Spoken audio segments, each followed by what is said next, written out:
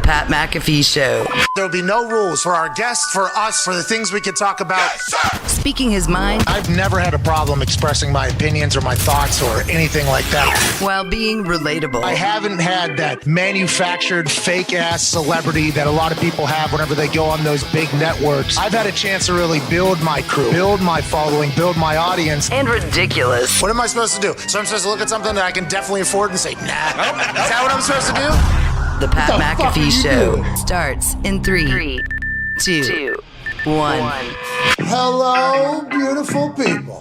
It is Wednesday, April 13th, 2022, and this sports show shall begin right now. Yeah. Can't thank you enough for joining us on this glorious Wednesday. Got the haircut a little bit, got a lot taken off the top, a little bit lighter, a little bit more relaxed, a little bit more spring feel, even though there's supposed to be a goddamn tornado today. Hope everybody is safe in the Midwest. We appreciate the hell out of all of you for watching. If it cuts out, it's because they're calling for terrible weather. Yep, you know why. Right above us. And we know that we don't have a ceiling, so we literally hear the tin roof right above us. You will probably hear this whole thing. But the igloo is about 115 days away. Whoa. Here we go. Can't wait. And by the way, that might change to the Thunderdome, too. I mean, Okay. I'm not 100% sure if we're going to... Something to think about. Yeah, I mean, I did one of those Instagram story Q&As, and...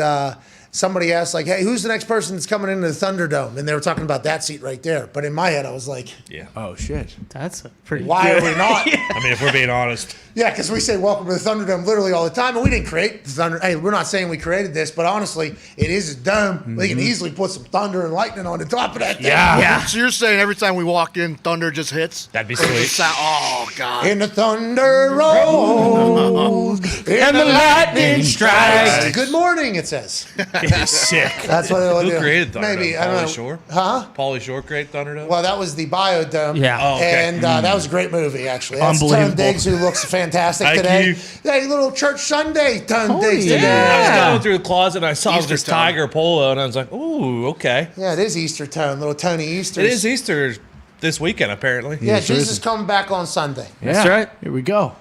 Killed on What if Friday. he did? All right, Talks to Tables here at Boston Connor, at Ty Schmidt, the boys in the back. We have a loaded show today. Ian yeah. Rapoport will be joining us in about 5 minutes. We're probably going to put off any Congressional Oversight Committee chatter until then. The Commanders and ownership, Dan Snyder, we feel like probably pretty fucked in this entire thing. Oh, yeah. We don't know enough about the entire situation to know like how it would go if the other NFL owners were to force an NFL owner out. But it feels like he's checked literally every single box, as A.J. Hawk put it, as an owner that would get kicked out of the billionaires club of being an NFL owner. They know what they have. They have the biggest league on earth, although fucking Guinness World Records talk about the Champions League. What? Not true. Listen, we like the Champions League. Love the Champions We League. love watching the Love Champions Champions play League, out yeah. there in the Champions League. Great game yesterday. Great at Chelsea, Real. What a game. I mean, it was 4-1, but it was 4-4 or something like that because aggregate, because the Champions League doesn't just keep it in one. And the Guinness World Records said, we feel as if the best league in the world is the Champions League. Hey, just shut the fuck up. Yep. Okay, the NFL is the greatest league on earth. Champions League is fantastic. And when we win the Soccer Lombardi, we would like our MLS champion to be invited to the Champions League. That's right. Please. Okay, we would like that. If the Portland Timbers get an opportunity to be a part of the Champions League, we will maybe have a little bit more respect for them over there. Well said. Until then. Anyways, the NFL owners know that they have the best league on earth.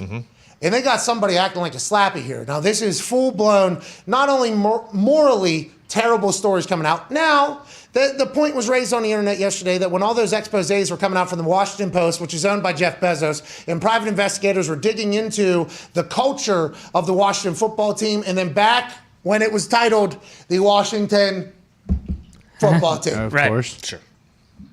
I guess they did a lot of investigating. There was a lot of things that came about. There was like 3 different exposés that were like, boom, boom, boom. This place is the worst place of all time. All the while, a new head coach was coming in, new president, and they no longer had a team name. So it was a wild time there. And you would have thought that at some point the NFL would have been like, hey, figure this out. They never did. It continued to get worse. Poop pipes were bursting. Although there was brand new leadership, it felt like, in the building, the ownership remained the same. Jason Wright came in. He was supposed to be like like, I think, a guy who was supposed to save a company. His former work, being an NFL player, we fucking love that. Then he worked for a crisis control company, basically, that would come into businesses that were on fire and bring a fire hose and hopefully save them around. So he was literally the perfect person to become the president of the Washington football team at the time he was. But ownership was still the same. Snyder just kind of pawned it off to his wife. But the hits kept coming on that team, and there were a massive wart almost on the league as a whole. And the internet said, well, maybe other teams were just happy that they were taking all the attention. Like, hey, don't look at our team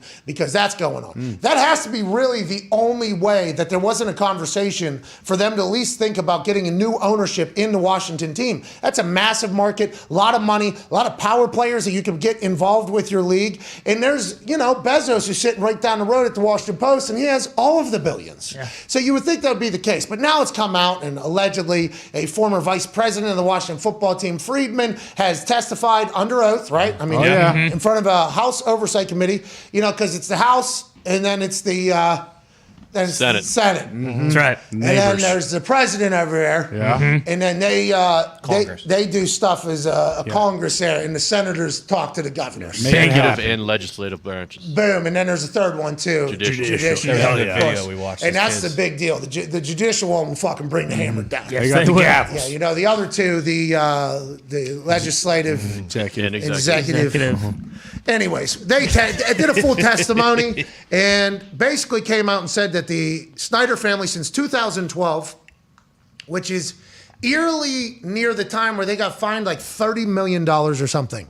They got fined for misusing the salary cap, like 30-some million by the NFL at that time. So somebody looked this up. Zito sent it to me last night that somebody sent it to him. Like, hey, 2012-ish is when this fine that came from the NFL came down on the commander or on the Washington football team. And then from that point forward, allegedly, if you go by what the guy who was under oath talking to the House Oversight Committee, who then sent something to the Federal Trade Commission to maybe file against that, which is those are the people that handle all the money, basically said, hey, we've been skimming money off the top for the rest of the owners so we don't have to share it with them for the last 10 years. We also stole security deposits from our own ticket people, and visitors that were coming to our thing, we were also scamming them somehow. So he opened up everything. Former vice president, he knew where all the fucking bodies were buried in that thing. So now there has to be a conversation about the NFL kicking the Snyder family out. I assume this will go to court of some sort, but if he sells that thing, whatever it is, $7 billion, $8 billion, $10 billion, he gets that money, probably has to pay back a bunch of stuff, and then he just disappears forever. So he doesn't really end up getting punished or fined from this whole thing. No. But it feels like we're on the precipice of him getting kicked out, right? Yeah, I think so. And I mean, everyone that we've talked to have said, like, hey, Bezos isn't interested, but now it kind of presents itself for, like, it almost makes too much sense. Like, they're ready to get rid of Dan Snyder. Are they, though? I don't know. Like, that's the interesting thing, because the NFL, Pro Football Talk's Mike Florio said that the NFL has released a statement that they're going to look into the troubling, I believe, accusations into Dan Snyder, or, investigate serious matters raised by Congress regarding the Washington Commanders. The NFL will investigate it. So what does that mean? I don't know. Joining us now is a man who works for the NFL. He's a senior NFL insider, a man that we have grown to become great friends with. Oh, absolutely. Host of the weekly wrap-up with Rap Sheet and Friends, although this week it's been multiple times because there's a lot of shit to talk about. Ladies and gentlemen, Ian Rapoport. Back in the car. Always Where are we moving. going? Wow. Oh, no. Oh, no, you're muted. You're muted. The AirPods? There you go. There you go. Hold on. No, you're back. You're back. You're back. You guys got me? Yeah, it was us. I'm sorry we didn't have you turned up there. You're back in the car, always on the move, always cooking. What do you got going on? Well, kids are on vacation this week, so we just went to the Pez factory and visitor center in Connecticut. I love Pez. I grew up on Pez. It's my favorite candy. That and Smarties. Favorite candy. So I was in heaven. It was great. So great. We're not going to get into it because you're having a day. Yeah. Okay, Father of the Year. Pez candy being your favorite candy is serial killer like. Yeah. Yeah. Nut job. That's a real problem. Yeah. You don't think that? Psychopath. When you go to this factory, you get to have as much Pez as you want. You put it in this bucket. That'd be great. And then you just come out with like hundreds Golden of Pez ticket in all the situation. different flavors. Oh, it's really man, great. that is awesome. Wow. Because I don't think I've ever seen a Pez get emptied. Like I always see like the start of it. Oh, look at this. Hot time pops up. Yeah. Kind of like the sake at a Hibachi. hibachi Yeah, right. where the pants come down and it shoots the Yep. the that sake. is never empty. That is true. Yes. Yeah, the Pez one never, because nobody ever finishes. They have a couple like, oh, this is cool. Yeah, Let's the get the stuff hell stinks. out. Yeah. It's chalk. This is way more than you wanted to know, but I have a Pez collection at home. I finished multiple. This is my wheelhouse. Pez, Smarties, Gobstoppers. These are like real candies. Smarties not bad. Smarties not Smarties bad. not bad, Gobstoppers. I don't know, Also like kinda best chalky. and favorite of all candies. Oh, yeah. By a lot. A lot. So you got a Pez museum in your house right now? So you're forcing your kids to go to this right now? Like, hey, it's your spring break. Let's go to Dad's favorite place. Yeah, well, they got to eat a lot of Pez, and there was also a What a scavenger joy. hunt where they got to search for want it? Pez. So I'll look for them. they got enough. I mean, it was for me, obviously, but they got enough stuff to satisfy themselves. Hey, Pez is delicious, man. Congrats. Shout out Thank you Pez. for being Dad and Thanks. Mom of the Year over there. You guys were very good parents. We appreciate that. CFO Phil took his kids to an island. Yeah. Oh. Yeah, very nice. I mean, there's a lot of very good dads around us. We are very thankful for that as we go forward. Now, let's chit-chat a little bit about what's going on with Congress and the House Oversight Committee and the FTC and the commanders. So what has to happen for the NFL owners to force another owner out? It feels like if they don't do it now after this, if this is all true, then it's not even needed to be in the contract or written in there. Is this not deemed like reasonable to kick him the hell out now that it's financial, it's moral, it's a ward, it's this, he's stealing maybe? And how long is that whole process, you think, to find out the truth? Well, I would say, first of all, let me make sure. All right, I got you. All right. First of all, I would say we need to know if it's true. And if this is true, then the consequences are potentially dire.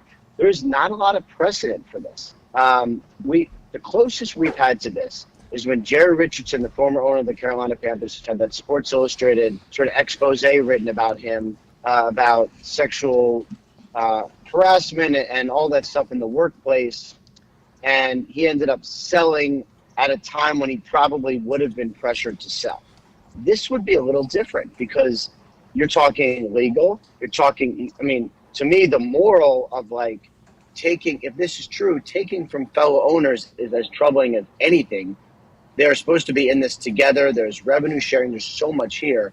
I think you're right. Like if this is not enough, then I don't know what would be.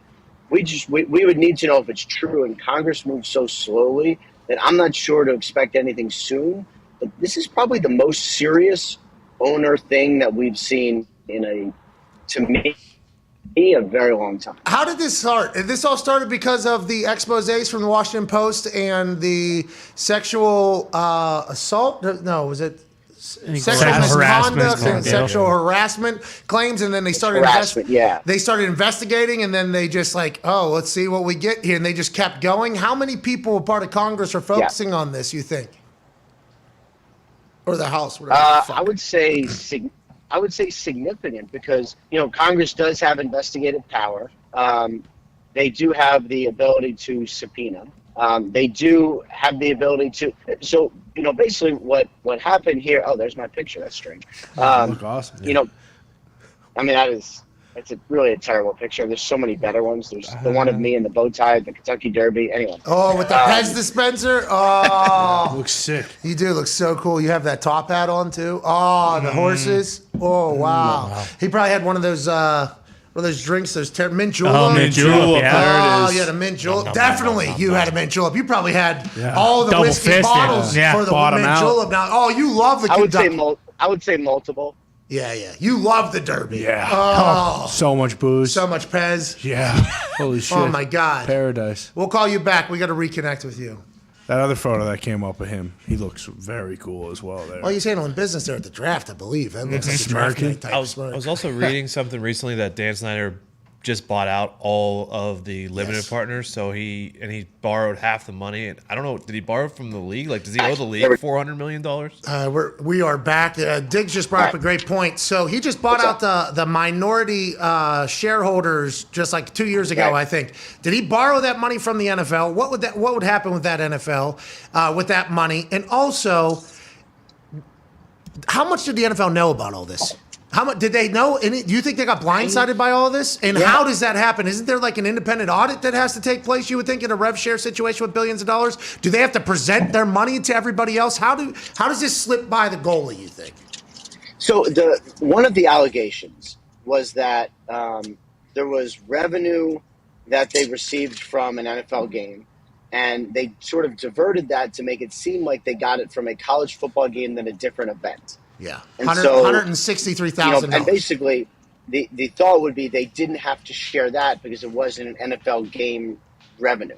And I don't know how that got past everyone, but what's interesting here is, so Congress starts investigating, and then they could go anywhere. Like, that's one of the interesting things about Congress. They investigate one thing, sexual harassment. They look, oh, we uncovered something else. We're now going to go in this direction. And that's kind of the way it works. And that is really scary, because if you've done anything wrong, Congress will probably find it. And that's what all the Italian folks say about the feds, right? Sure. Once they get in there, they're gonna find something. Pay your taxes. Hey, they're gonna find, and then once they get in, they just keep going, right? I mean, that is right. And these are the feds. I mean, that's yeah, actual. So, feds. And it's going to be interesting to see how this actually goes step by step. There's been a variety of leaks or great reporting, or probably both, from Washington Post and others, about how serious this is. And these are the allegations, not what's proven. But at every moment when Dan Snyder has been pushed to either admit anything or to give up the team in any way, he has pushed back. I just wonder, at what point does he not push back? All right, so you don't know shit. You don't know when it's going to happen. You don't know how long it is. Nobody does. Hey, and you're supposed. That's what's so interesting about this. Yeah, it is very interesting. But let's move on now. That is wild, because it feels like we're going to have new ownership. That's two teams within a year, probably, they're going to be up for sale. I mean, very interesting. Dan Snyder's not going to want to give it up. You can see why he won $110 billion in media rights, let alone everything else that's going to come on the horizon for the NFL. Let's move on, though. Derek Carr just signed for a $121.5 million extension with the Las Vegas Raiders. Is that actual money, or is that just the overall worth? Because we saw J.C. Treader of the NFLPA putting out a tweet saying, hey, boys, the time is now. Let's get some guaranteed money in these contracts. What do you think is happening with that deal? And did the Raiders always want to extend Derek Carr, or did Josh McDaniels have to watch film and feel him out first? No, I think Josh McDaniels and Dave Ziegler, the coach and GM, have always been fans of Derek Carr. This seems like a million years ago, but last offseason, when the Patriots didn't have a quarterback and we were wondering, was Gruden going to move on from Derek Carr, the Patriots were interested. They wanted him. And Josh McDaniels, finally takes a job after like 8 years, took this job for a lot of reasons, but Derek Carr was one of them, because this was a quarterback that he can win with and that he has always liked. So as soon as he took the job, extending Derek Carr was always something that he and Dave Ziegler wanted to do. And then there were some other things that came up, like the Davante Adams trade and, of course, the Davante Adams money. So it kind of got slid a little bit, but this has always been a priority. And I think for Derek Carr, who dealt with a lot of stuff from John Gruden, not all of it good, including Gruden seemingly flirting with every quarterback around, this is a really cool moment for Derek Carr, because now he's done. Yeah, and he's got his guy from college back on the team. And they've invested money all over the roster, in the head coach, in a house on the highest hill in the desert. Mark Davis was living out there. Good for Las Vegas, good for Derek. Yeah. Now the AFC West is quite a problem. Can't wait to see how it is handled. Go ahead, Ty Schmidt. Rap sheet, Tyrann Mathieu now is apparently just going to be a Ram. Are we looking at a situation where all these major prominent free agents are just going to wait it out and then just go sign with LA? Is that going to happen? It's kind of already happening a little bit, because the Rams have. It was Clay Matthews a couple years ago, I believe, and there's, when you're in LA and you're a good team and you've won a Super Bowl or whatever, you're always going to be attractive to veterans. I think Arizona Cardinals, somewhat similar. People like to train in Arizona. The Cowboys a little bit. Dolphins, places where people like to train and be, always get a little bit of an advantage. The problem is you're not going to make a lot of money. So if you're Tyrann Mathieu and you want to get, let's say, near $10 million, which you probably should get, you're not going to get it from the Rams. They are never going to be the highest bidder. So it's really just you deciding, am I going to take less than what I want to be in LA and be on a team that has a chance in the Super Bowl, or go to another team that's going to pay me more, like maybe the Eagles or the Saints. But the Rams do have a little bit of a natural advantage, and they know it, and they use it, and they have their players like Aaron Donald and Jalen Ramsey recruiting the heck out of these guys. Pretty good.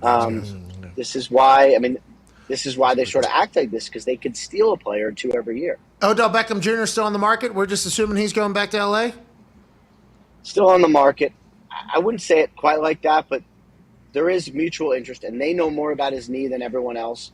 Their team doctor did the surgery. Sounds like it went really well, and actually corrected Just like Dak at Dallas. corrected a previously bad surgery from a couple years ago. Oh, who was that doctor? Cleveland. Have we talked about this or no? No, I'm just learning of this right now. And we don't have to out the doctor, but these are the things that we should be outing, though, for future players, because all these relationships that some people have, they automatically get business. And what if they're not great? What if they just are there strictly because of who they know? Yeah. You know, that's a real thing. So when Odell tore his ACL with the Rams, remember on I was thinking interception return, right? Or with the Browns on interception return. He had an ACL done. It did not sound like it went as well as anyone would have hoped. So before the Rams signed Odell Beckham this past season when it was like a huge deal, the knee was a concern because it was not 100% healthy, and I don't believe they would have given him a long-term deal just based on the knee because it was troubling. And then in the Super Bowl, he's playing his butt off. He's probably going to be the Super Bowl MVP. He tears his ACL again, and in a weird way, there's a little bit of relief from everyone because now it can get fixed right. This past surgery went really well, and he probably is going to have extended his career just because of this recent surgery. Who said that? The doctor that did the surgery went in there and said, you know what, actually, this thing was kind of not even fixed. I fixed it all up for you. You're welcome. No, they knew. It's funny. They knew before the surgery. They knew going in because they, to sign him, you have to do an MRI and everything, and they were troubled. So they knew that it was probably just a matter of time. That's like whenever the foot surgeon for Carson Wentz said this is going to be a 9-month recovery. And then 2 weeks later, he was back. You know, it was like, who gave the projection? And then how good was the surgery that it was 2 weeks instead of 9 months? I mean, that is amazing. Greatest surgery ever. Greatest of all time. When do you think these guys will make like draft day? Is it going to be wild on draft day in your eyes, do you think? Because we've been getting a little bit of a hint. You know, Mark Murphy said it's going to be interesting. And then now you got the Deebo Samuel situation popping off where he wants 25 M's. We think if we read the Instagram post right. We don't know if we read the Instagram post right or not, but he wants a new deal. And then there's some conversation. You think there's going to be some movement about veteran players night of the draft, or you think it'll be status quo? I don't know about night of the draft. That was what happened last year was rare because usually teams are focused on the draft, right? That's great. Rather than like all the other stuff. But I would imagine the week of the draft, there'll be some things. We may get a Baker Mayfield trade. Remember last year we got a Bridgewater trade. He was on the You Never Know podcast. Hey, you got to listen to that. Baker Mayfield did a You Never Know podcast. Was that good? We literally just hearing clips right now. Like as we're sitting here, I'm getting clips sent to me from old Bruce Brown who's listening to it. I think he did speak about it all. Yeah, because that was what I heard initially was he was only going to talk about music, and I'm like, yeah, there's no way that anyone has him on the podcast and doesn't ask about football. Hey, guy's got a golden ear.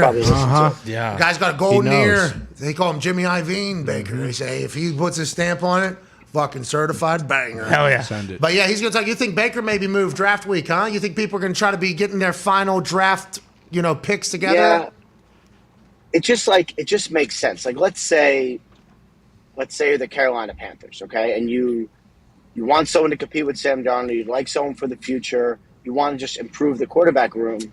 Your options are take, let's say, Malik Willis at number 6 or Kenny Pickett, or trade for Baker Mayfield. Well, you got to make a decision, right? So if you don't trade for Baker Mayfield, then maybe you're taking a quarterback. If you do trade for Baker Mayfield, okay, well, your quarterback room is set for this year only, and then you take the best position player you can, maybe a tackle, and then you move forward. So, we're going to get something on draft day. Same thing with Deebo Samuel. 10%. Because if you're a team with a huge need at wide receiver, Colts. Either he gets a deal in San Francisco or maybe they trade him. I don't know. But you need to do it by draft night just to know what you have. Deebo should come to the Colts, shouldn't he? Or the Packers. Or the Patriots. Patriot. The Colts could use, they could use a receiver. And look, Ballard, I know he does not move as fast and spend as much money as you would like, but he has done a big sign and trade before. DeForest Buckner. With the Niners. With the Niners. That's interesting. Well, What are you hearing, Ian? Is there a chance Debo comes to Indianapolis Colts? Matt Ryan and Debo? Matty Ice to Debo? Oh, God. Slant. God, that's right in Matt Ryan's wheelhouse. Oh, yeah. That is right there. Jonathan Taylor, too, play action. Oh, my God. We can run that probably 15 times a game. Wow. I love Deebo Samuel as a player. If he was on the Colts, which I have no earthly idea is going to happen, I have not heard that. But he'd be great because he's a great football player. Yeah, they traded Buckner for a first, and unfortunately. We don't have a first because Carson Wentz. Go ahead, Connor. Yeah, rap sheet. Pistol Pete Schrager reported that the Panthers might be looking at Matt Corral now at the 6th overall pick. He's coming on later. Should we tell him he's full of shit, or have you heard the same thing? You can tell him that in general, not specific to this. Jeez. Big But NFL he Network knows. Day. He knows.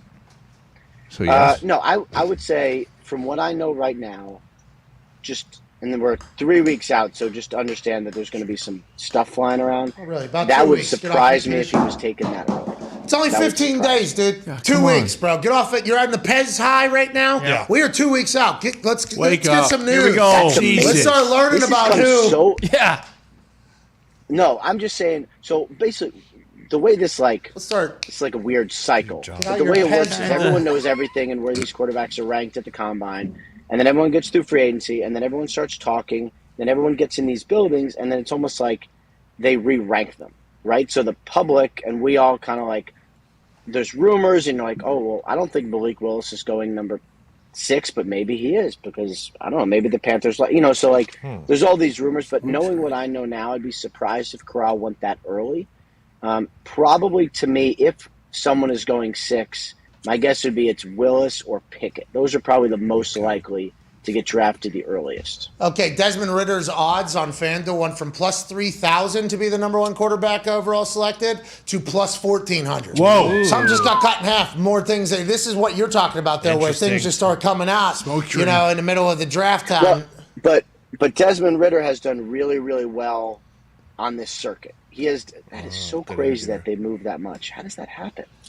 They know something we don't, Somebody and, knows and something. certainly more than you know. This guy's skiing, Yeah. golfing, Munching on Harry Pez. Potter, Harry Potter Yeah. world. Wizards, Pez dispensers. Boozing. I think he just met with the Seahawks. Maybe that. I don't know. We're very happy that you are a good guy and a great dad. Yeah. But also, you said it feels like we've moved fast to get to this draft time. I couldn't say the opposite more clearly. We are Really? 3.5 hours every day. We're talking 3 hours every day. There ain't nothing. You're at the Pez thing. Schefter's breaking every rule in the book of journalism. Yeah. That's right. I mean, Garofalo is doing his thing. We appreciate that, but there ain't really much going on. No. Literally, breaking Yeah. news was like the USFL or at the XFL named their head coaches. Yeah. Let's go. Hell yeah. Woo-hoo. A lot of ex-NFL guys. Who are they? I don't. Hines Ward. Come on. Wade Phillips. You ever heard of him? You ever heard of Oh, Wade Wade. Phillips, Good for Ian? him. Rod Woodson. Bob Stoops, who was in the XFL right before here. Yep. And I believe there was some money still owed to him, too, from the XFL. That money got picked up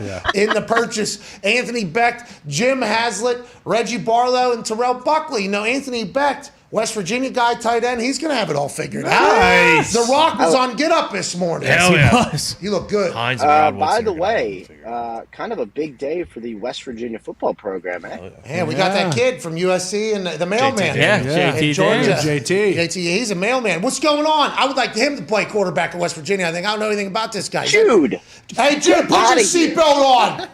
Put your seatbelt on. Jeez. we, Oh, jacked up on Pez. Flying What's up, off the Jude? yeah, walls.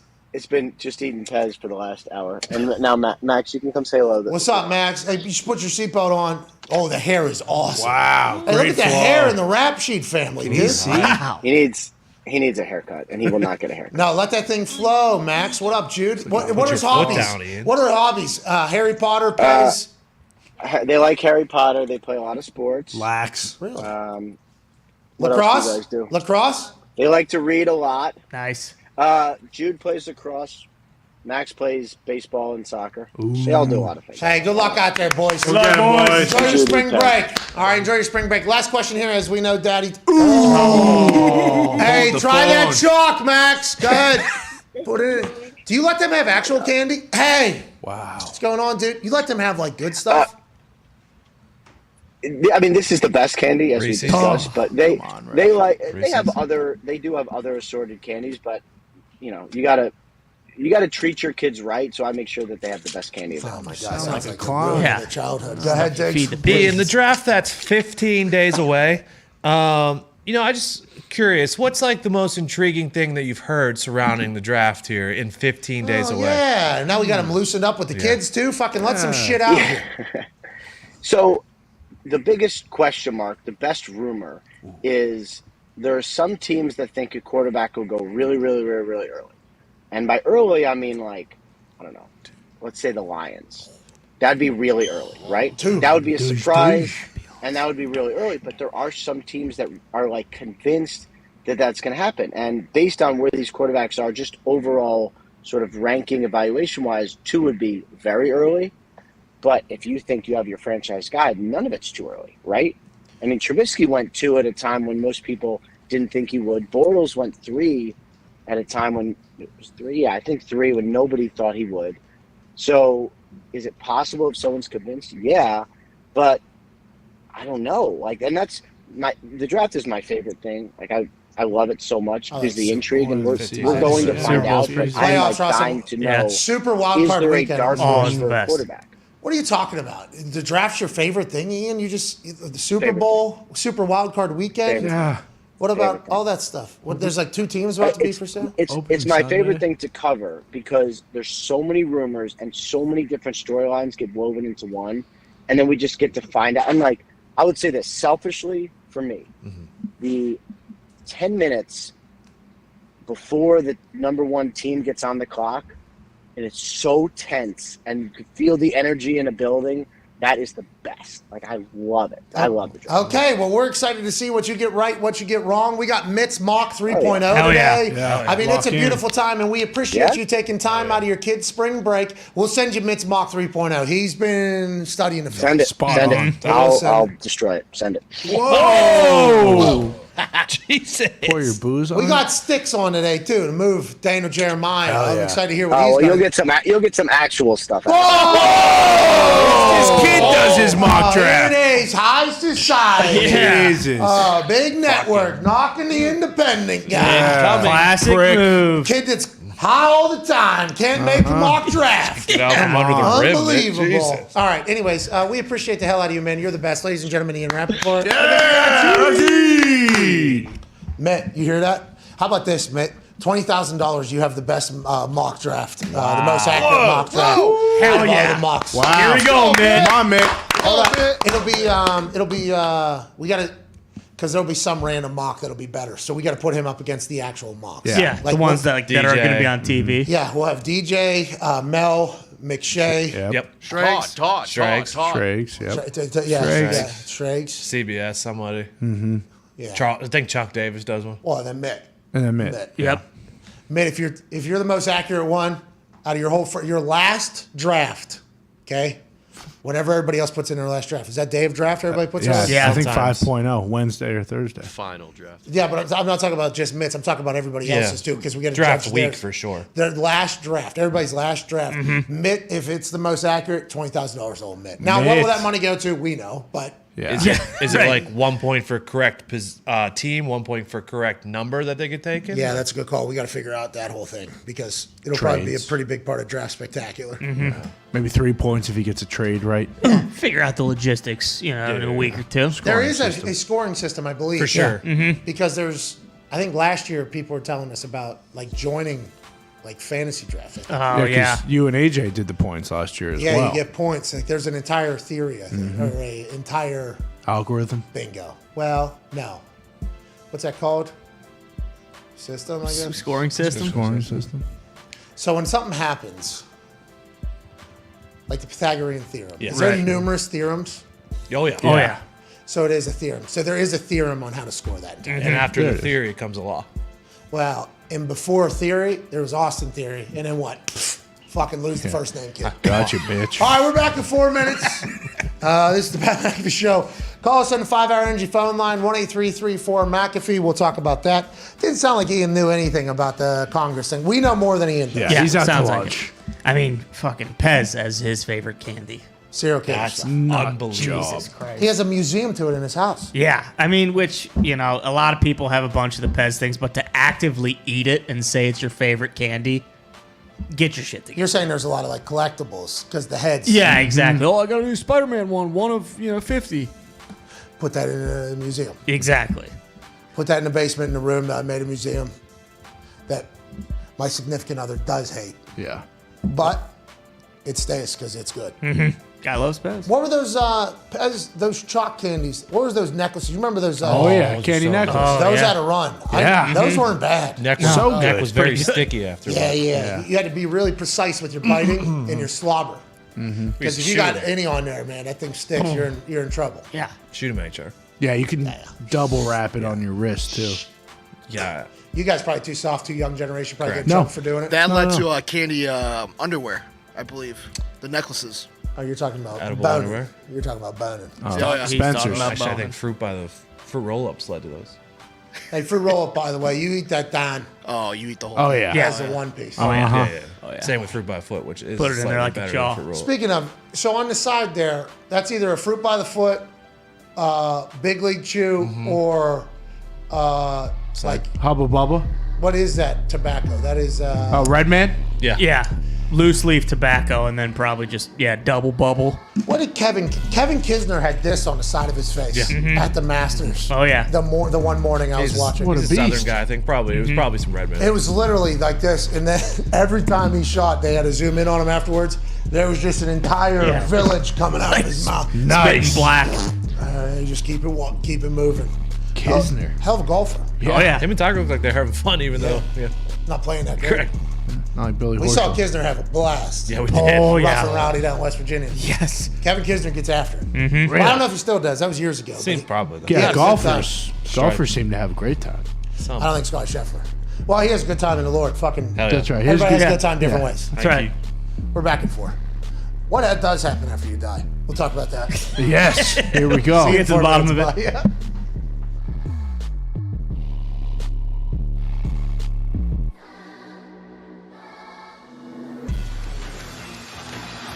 Stopping a mud hole, Mr. McMahon. You had to use that, didn't you? I know. Way behind.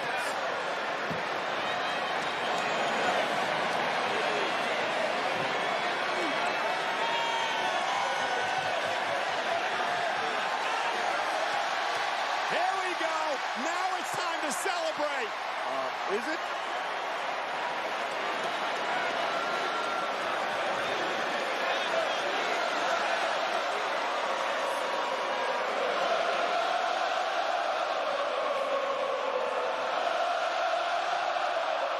What a moment. Can you imagine?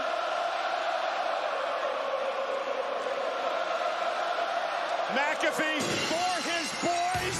For the brand. Now the celebration is on. Brad McAfee and Stone Cold Steve Austin. McAfee's wanted to drink beer with Stone Cold. Out of Philadelphia is one of the biggest inspirations walking around the internet. Gio, the podcast. Okay, so you're 14 years old. Yep. You're from Philadelphia. Yep.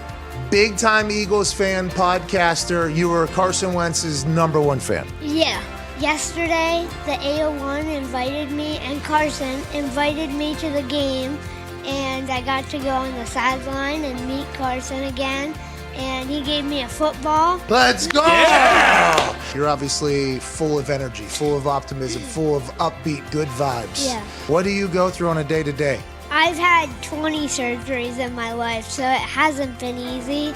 I have a condition called SJS, short stem cell syndrome, and it's basically like muscular dystrophy with dwarfism. My elbows are dislocated. My left hip is dislocated. I had to get my right hip reconstructed. The reason I'm so optimistic is because life is too short to focus on the negativity. Let's Go!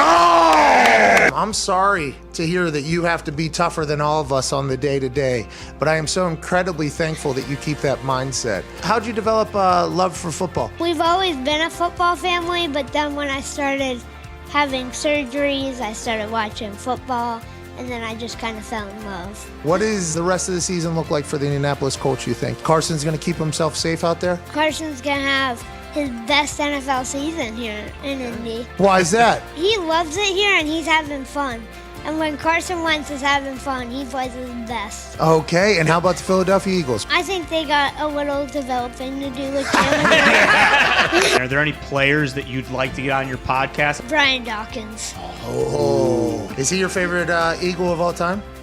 Him, Carson, and Zach Ertz are my top three. Oh, Zach Ertz. Damn, Last week. So sorry. Yeah. Why's everybody getting traded out that you like? What's the deal? I don't know. You're really, really good at this. What's the name of the podcast? Philly Sports with Giovanni. One last message to somebody out there who maybe doesn't view life the right way, you think. I'd just say find your happiness and find the thing that inspires you, like I found football, and just try to look on the optimistic side.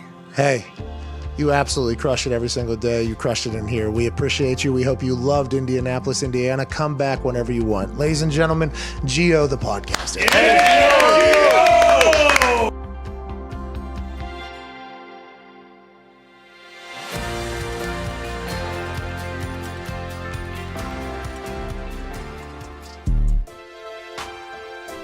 Hey, welcome back to the Pat McAfee Show here on Wednesday, April 13th, 2022. Can't thank you enough for joining us here. Ian Rapoport just joined us from his GMC SUV with his family coming home from the Pez Museum up there in New England somewhere. Just a couple days ago, he was headed to the Harry Potter Museum. Big spring break week for Jude and Max. Hope you're having time today. Yeah, rip it up, enjoy, boys. fellas. Shout out. Well, we did learn in that conversation with Ian, nothing football. No.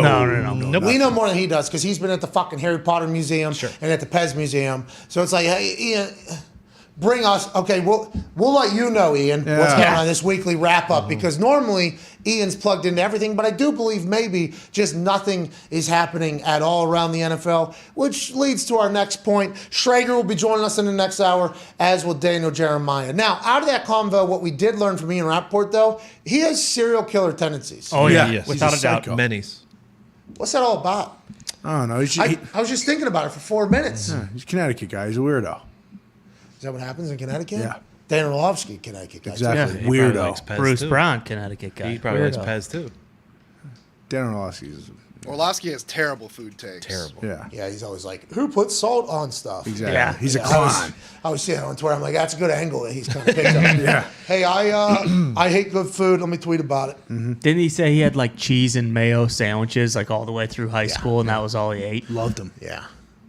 Which, by the way, I mean, it'd be nice to go back to that existence if just cheese and mayo sandwich were just like, yeah, it's good. That's all I want. Yeah, to each their own, I guess. What are you talking about? What are you guys talking about? Cheese and mayo, not bad. Yeah, I'd rather eat a bullet than eat a fucking cheese and mayo sandwich every Tell you single what, day. But yeah, to each their own is right. You add some Isley's chip chopped ham dough to that fucking That's cheese what and I'm mayo. saying. Now we're talking. That's what Yeah, I'm then it's a saying. ham sandwich. Yeah, ham and cheese with mayo. Chipped Sign ham, me please, up. please, chipped ham. Have a little respect, please. Chipped ham. Isley's What's the chip difference? Oh, you fucking scumbag! What's the difference? No, That's how it's sliced. yeah, it's yeah. It's how it's sliced is the difference. Yeah, so it's it's still chipped. It's it's chipped just instead sliced of- ham. Yeah. But chip. you just call it chipped. Yes. You chip it. What the fuck are you guys talking about? That's the exact same thing No, as a You would never ham get and it. cheese This we're sandwich. talking about being Rust Belt and being whatever you are. Revitalized Rust Belt, and actually, when I watched it back, Pittsburgh was also revitalized Rust Belt. Yeah, but we got chipped ham. You don't. Yeah, Listen how dumb you sound. Well, I don't even know what the difference is. It just sounds like you're calling it something different. Anyways, You don't deserve it. yeah, exactly, bingo. Your taste buds don't deserve it because of that bullshit you're from. Hey, look, I can eat the same goddamn Hey, by thing the every way, day. just a little heads up as we're continuing to do this. Sure. Next year's Winter Classic, as broke by Weeksy, Yeah, shout out. Pittsburgh Penguins, Boston Bruins, and Fenway Park. Let's go. It's going to be unbelievable. That's going to be a magical time. Yeah. We are going to try to get on the grounds. Yeah, it's the day after, too, all those college bowl games on the New Year's Day. So quite a slate on that little 3-day span. That's there. going to be a good little run there. Yeah, college football playoff. We're going to be, all 50 to 60 pounds heavier by then? Oh, yeah. Because that's end of football yoked season. this season. Oh, yeah. Yeah, but That's what we're doing. by the time football rolls around, you're like 3 months. If you mean 4 like months 56 into pounds of muscle, yeah. Yeah, we're going to be yoked this season. Ronnie Hell Coleman, yeah. That's what we're going to do. shredded. What if we did just stay in shape? Or What if we get in did that? shape. That'd be crazy. It's a wouldn't it? lifestyle choice. would be crazy. You really have to commit. How do people do it? I I think don't you're the know. only one that's in shape, so we would have to get in shape. I'm quickly getting out of it though, Fair. because I was in keto and I'm eating all the carbs, so I'm going back to intermittent fasting. Yeah. But there's a grace period, I believe, here where my body is eating all the carbs for the first time again. So Yeah. I'm blimping, and I think I'm gonna go back down again. Yeah, pretty quickly, it seems It like. should be good. Yeah, but how long am I gonna last on the intermittent fasting? Years. 2-3 weeks. Oh, okay. Yeah, years. Yeah. Years. It's getting nice out. Foxy used to be in shape, but now he's not even pedaling bikes around. He's just fucking electric bikes. Hey, those things are awesome. Serial So one. Very nice. They figured it out. Hey, The you're- technology is unbelievable. Yeah, you can work out on the bike, and then if you get tired on the way back, just turn on the power. Help me. Yeah. Does anyone do that? Fuck, What's is that that? what you're doing? Does anyone do the first part where they work out? Yeah, that's on what you're the bike? supposed to do. You go on a bike ride. No, I go for a run and then I get on the bike as a cool down with the motors okay. going. Wind in his Very hair. Nice. Oh, yeah, he likes Oh, nice.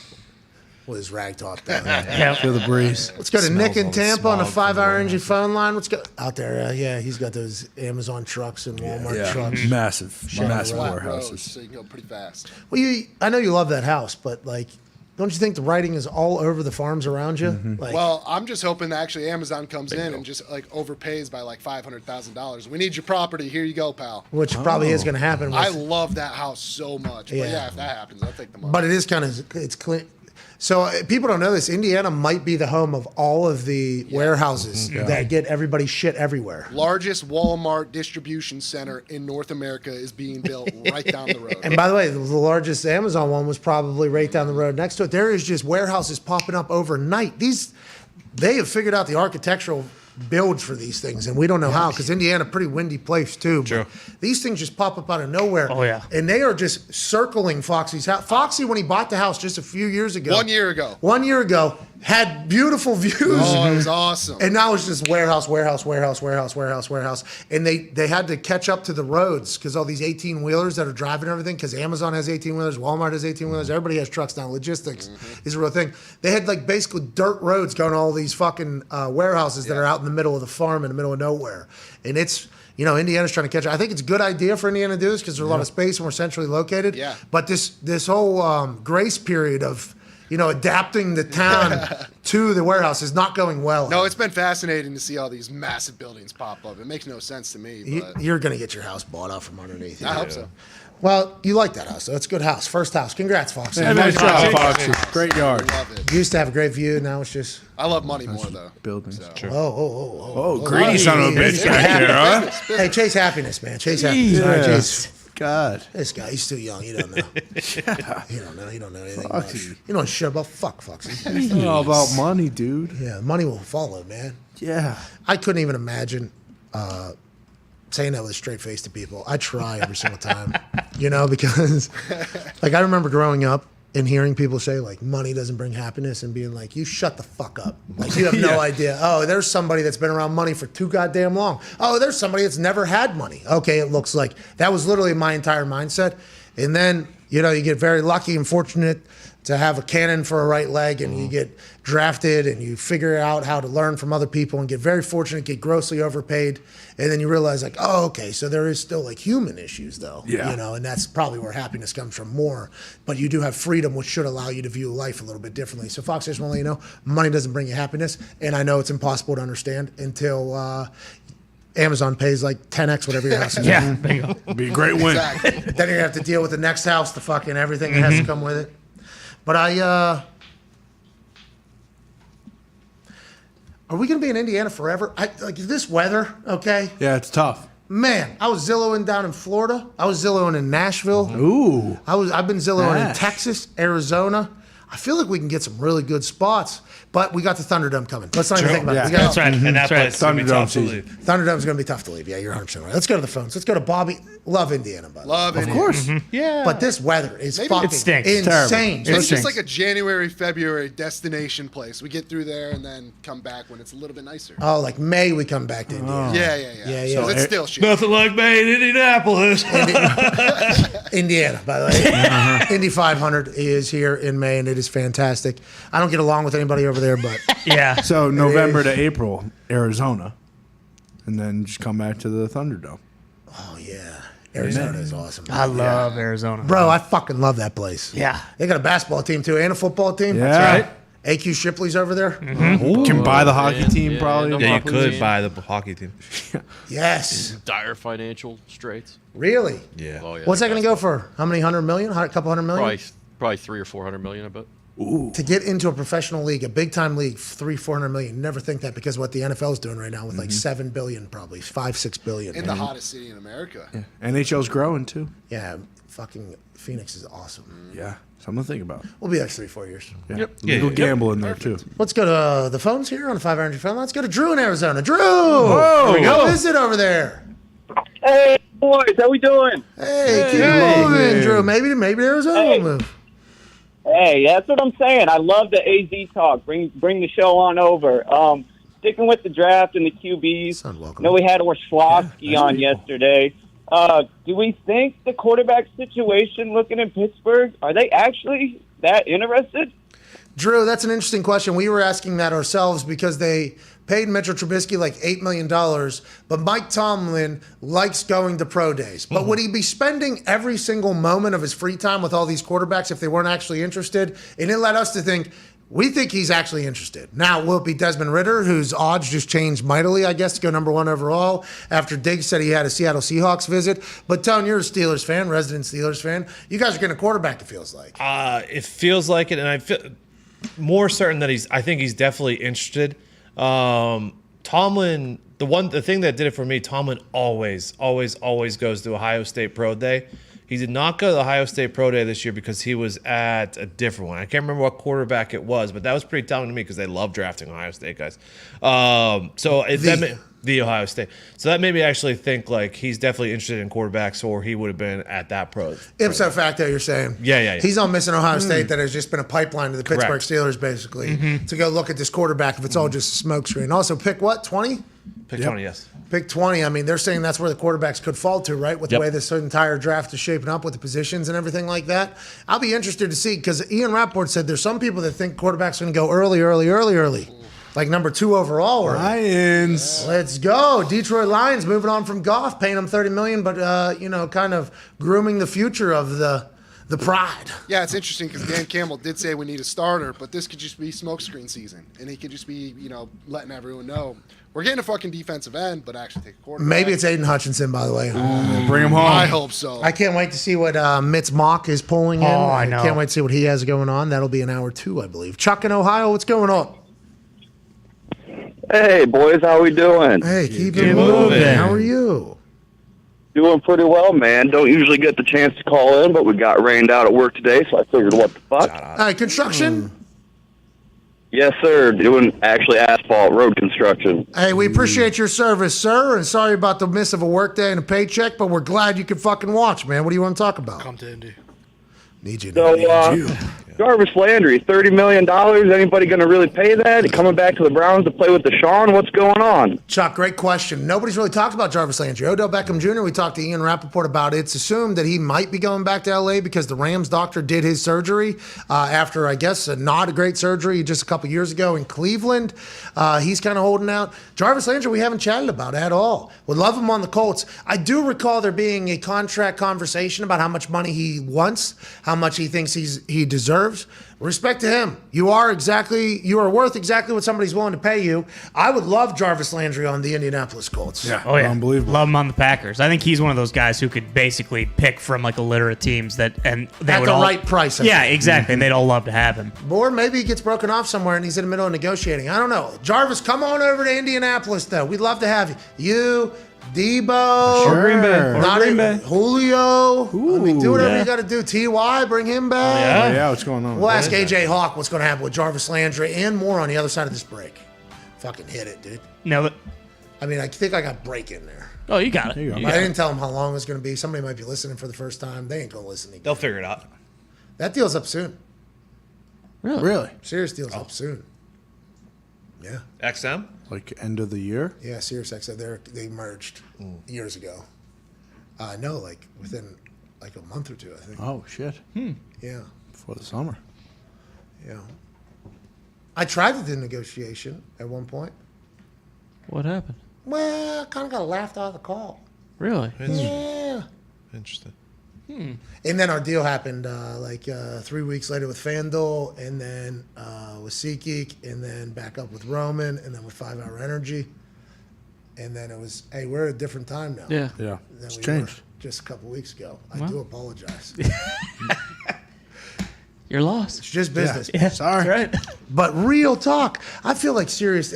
We don't talk to anybody over there. No. We don't talk to. We haven't this entire time. This is one of the most interesting business relationships I've ever been a part of. We don't know. I don't really know anybody over there. They're licensing our show, so they have no say on like the show itself, which probably a part of the entire thing. But that is fascinating. Do we go back to Sirius? Because if we go back to Sirius, then we're locked in for 12 to 3 every single day. Do we go somewhere else to pick up our live audio rights? Because we have heard that some other platforms have potentially picked up live audio rights. Do we try to do that? Or do we just strictly go all in with us just being a video show and saying, like, we don't need to live by their commercial breaks Yeah, it is or where we rules or anything like I feel like that? we should get a more AM radio stations. Yeah, I think that's a good idea. The pod, actually, I was thinking morning show every single day, nationally syndicated, FM, AM. Sounds nice. Oh, No nationally swearing. 6 syndicated. to 10. Yes. 6 to 10 a.m. Good idea. every single day. Then you guys, you get an hour and a half, kind of, Yeah. get back to it. Then we're back, boom, live noon right here on YouTube. Seems cool. Works out. I mean, You guys we would be a can- great morning show. Oh, my God. yeah. Every day. 6 to 10 a.m. Yeah. 5 a.m. call time. 4. What are you Four, talking about? yeah, You guys you're got to right. get through the FOD. You're right. More prep. Well, we prepare that the day before. And there'll only be like 4 things in it per day. Yeah, but just like real quick, need you on this show, though. Still bring the juice energy. Sure. Yeah, Don't of course. be getting tired. Yeah. Of course. Well, of that's course. what 5 Hour Energy's for. Zito just said Ian Rapoport put something out there. So you wanted to change the conversation. Well, Zito real said quick. real morning show, like, yeah, this Nice. the zany. Yeah, that is Zany zany. Rapoport. Yeah, that may be- Funny man. Can Mitt do weather? That's a photo right there, huh? That's a place you can take a picture. Visitor Center, the Pez Yeah. Visitor. That exists. Like you Zoom in threw it down there. in. What is that? What's he got? Ball Orange, chin? Connecticut? Is that a ball place? Chinian? Orange, Connecticut. Good Orange, eyes. Connecticut. Jeez Louise. Can't believe I've seen that. You ever been to Orange, Connecticut? No, Connecticut sucks. Anytime I'm going through there, I'm not stopping. What is your deal with What? Connecticut, dude? What? What is your problem? Bruce Brown's a great guy. Yeah, but the entire state's split on damn near everything that they like. So I hate it. Oh, well, Massachusetts certainly not like that. No, everyone's locked in. Oh, you just like everybody. One train. We're rowing a boat one direction. One team, one dream. Get in the boat, start rowing. Exactly. If you're not rowing, put the paddle down, get out of the boat. Bingo. That's Connecticut's problem. Yes. How's PJ Fleck? Minnesota good? Snake oil salesman. No! I mean, hey, what is that all about? He didn't deserve They that. were pretty If you're good a- last year. Yeah, pretty good last year. Go 8-4 like they do every year. He'll say some stupid ass shit. Hey, we're all rowing in the right direction. Have some great, great, I don't know, motivational PJ did not speech. deserve this. That by the guy way. fucking stinks. Hey, you know what? I look forward to see him at Arkansas in 3 years or whatever, and he'll be going 6-6 there, and What he'll is get your paid deal? His more. fucking I was going slogan to to, the- every team he goes to. Yeah. It's a good Change it, slogan. dude. Hey, it's a good slogan. Great slogan. It's good All he easy does to is buy. give speeches, but he doesn't want to give them. Hey, you listen. That was an interesting situation. But to you, you literally said the other day when I seen the Iowa Hawkeyes fall out of the sky in the first round. Yeah. You said, "Can't wait for Hawkeye football. We're going to go 8-4 in the Outback Bowl." Yeah. Something like that. But that's what I mean. We have realistic expectations. I understand that. And guess what? Minnesota, like, we hate Iowa. I mean, they're a bug on the windshield of Iowa. We usually beat their asses every year. Jeez. That's their Super Bowl because they go 6-6, 7-6 every single I year. forgot that you guys do it because when I was there for game day, Yeah, they were I was, chanting. I was told to ask who hates Iowa. Yeah, and you I was remember- like, Iowa, like the state. They're like, yeah, just ask who hates Iowa. So obviously did not practice it. Had no idea what was on the other end of it. But as soon as we go live, hey, who hates Iowa? Oh my God, they were all, we hate Iowa. Yeah. And if you remember, I believe it was that year where they were potentially going to go to the Big Game day Ten was there, yeah. championship. Yeah. Yep. Iowa beat them. Minnesota chokes once again, like no. they always do. Oh, no. PJ probably lost his bowl game because when they have to play good teams, his teams usually shit down their No. leg because the snake oil only goes so far. No. But hey, you know what? I'm not going to hate on him. Do what you got to do. Hey, Do what you got to do. Seems like I got a passion there for the bug that's flying on the windshield there. But I do like. I just don't like PJ Fleck. All right, 40 seconds. put it down in the notes. Yeah. Zito just said that, and everybody's whine. All right, let's. If anybody, by the way, PJ, The opinions of Ty do not reflect that of his peers or his employer. No, I'm with him. Thank you. Does reflect that of Connor, though. Me too. Yep. Dumpy is also in that. I'm rowing the boat. Tone and I are in that Fraud. boat. Also rowing. Guy Zito. Another fraud. And Best Foxy's ATS up team there. ever. Fraud. Western Michigan got Fraud. love. Yeah, bring a snorkel for when that thing fucking submerges and you're, No. Yeah. No. Grasping for air. Against No. the spread, they were incredible We're all last doing year. it. So that's all I care about. That's what we're doing, dude. That guy's a fucking phony. Whoa! The Pat McAfee Show. There'll be no rules for our guests, for us, for the things we can talk about. Speaking his mind I've never had a problem expressing my opinions or my thoughts or anything like that. while being relatable. I haven't had that manufactured fake-ass celebrity that a lot of people have whenever they go on those big networks. I've had a chance to really build my crew, build my following, build my audience. And ridiculous. What am I supposed to do? So I'm supposed to look at something that I can definitely afford and say, nah. Is that what I'm supposed to do? The Pat What the fuck are McAfee you Show doing? starts in 3, 2, 1. Welcome back to that show. Hour 2 on this glorious Wednesday, April 13th, 2022, shall begin right now. Yeah! During the break there, Ty got a little heated about, his Iowa hatred for Minnesota. We learned a lot there, and I appreciate your opinions. Thank you. I would like that to be known that I do respect everybody's opinions when they're speaking it, because there has to be some sort of reason why they feel the way they feel. With that being said, I'm a PJ Fleck guy. Hell yeah. 10 things PJ Yep. Fleck guy. Fraud. It's like oil. We can't hear you because we're going so fast. We're all Minnetonka.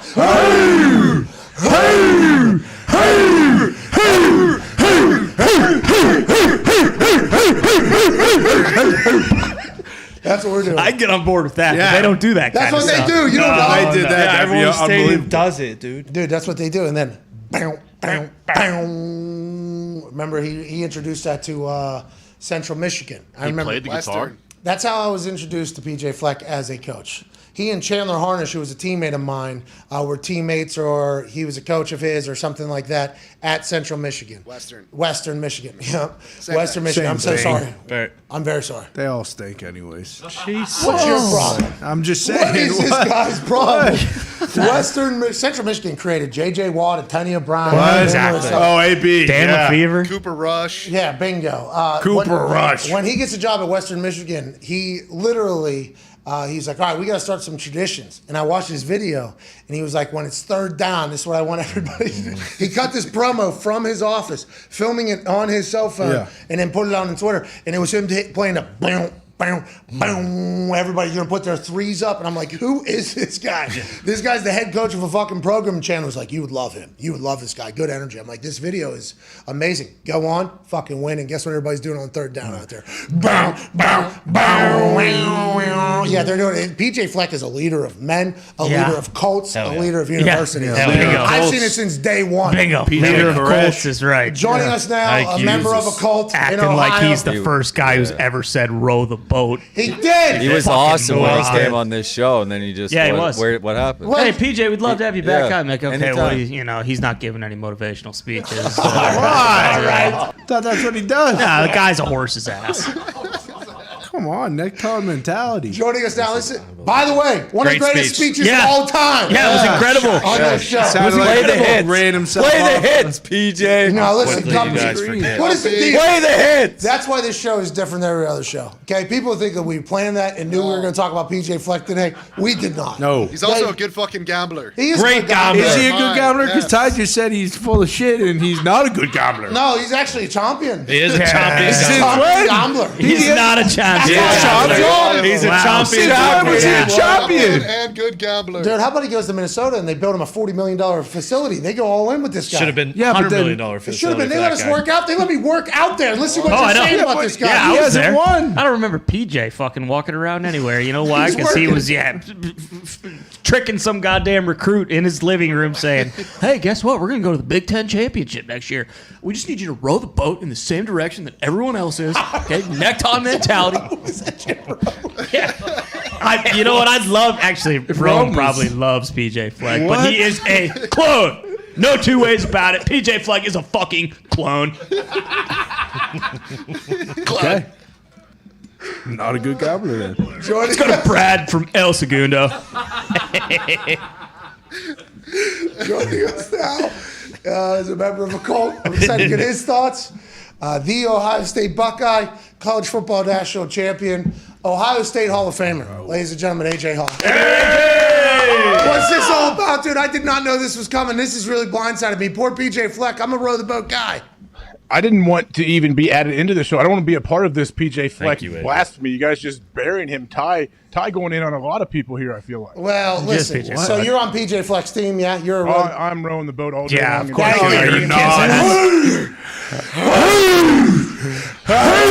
You are not. You're an anchor. Row the fuck.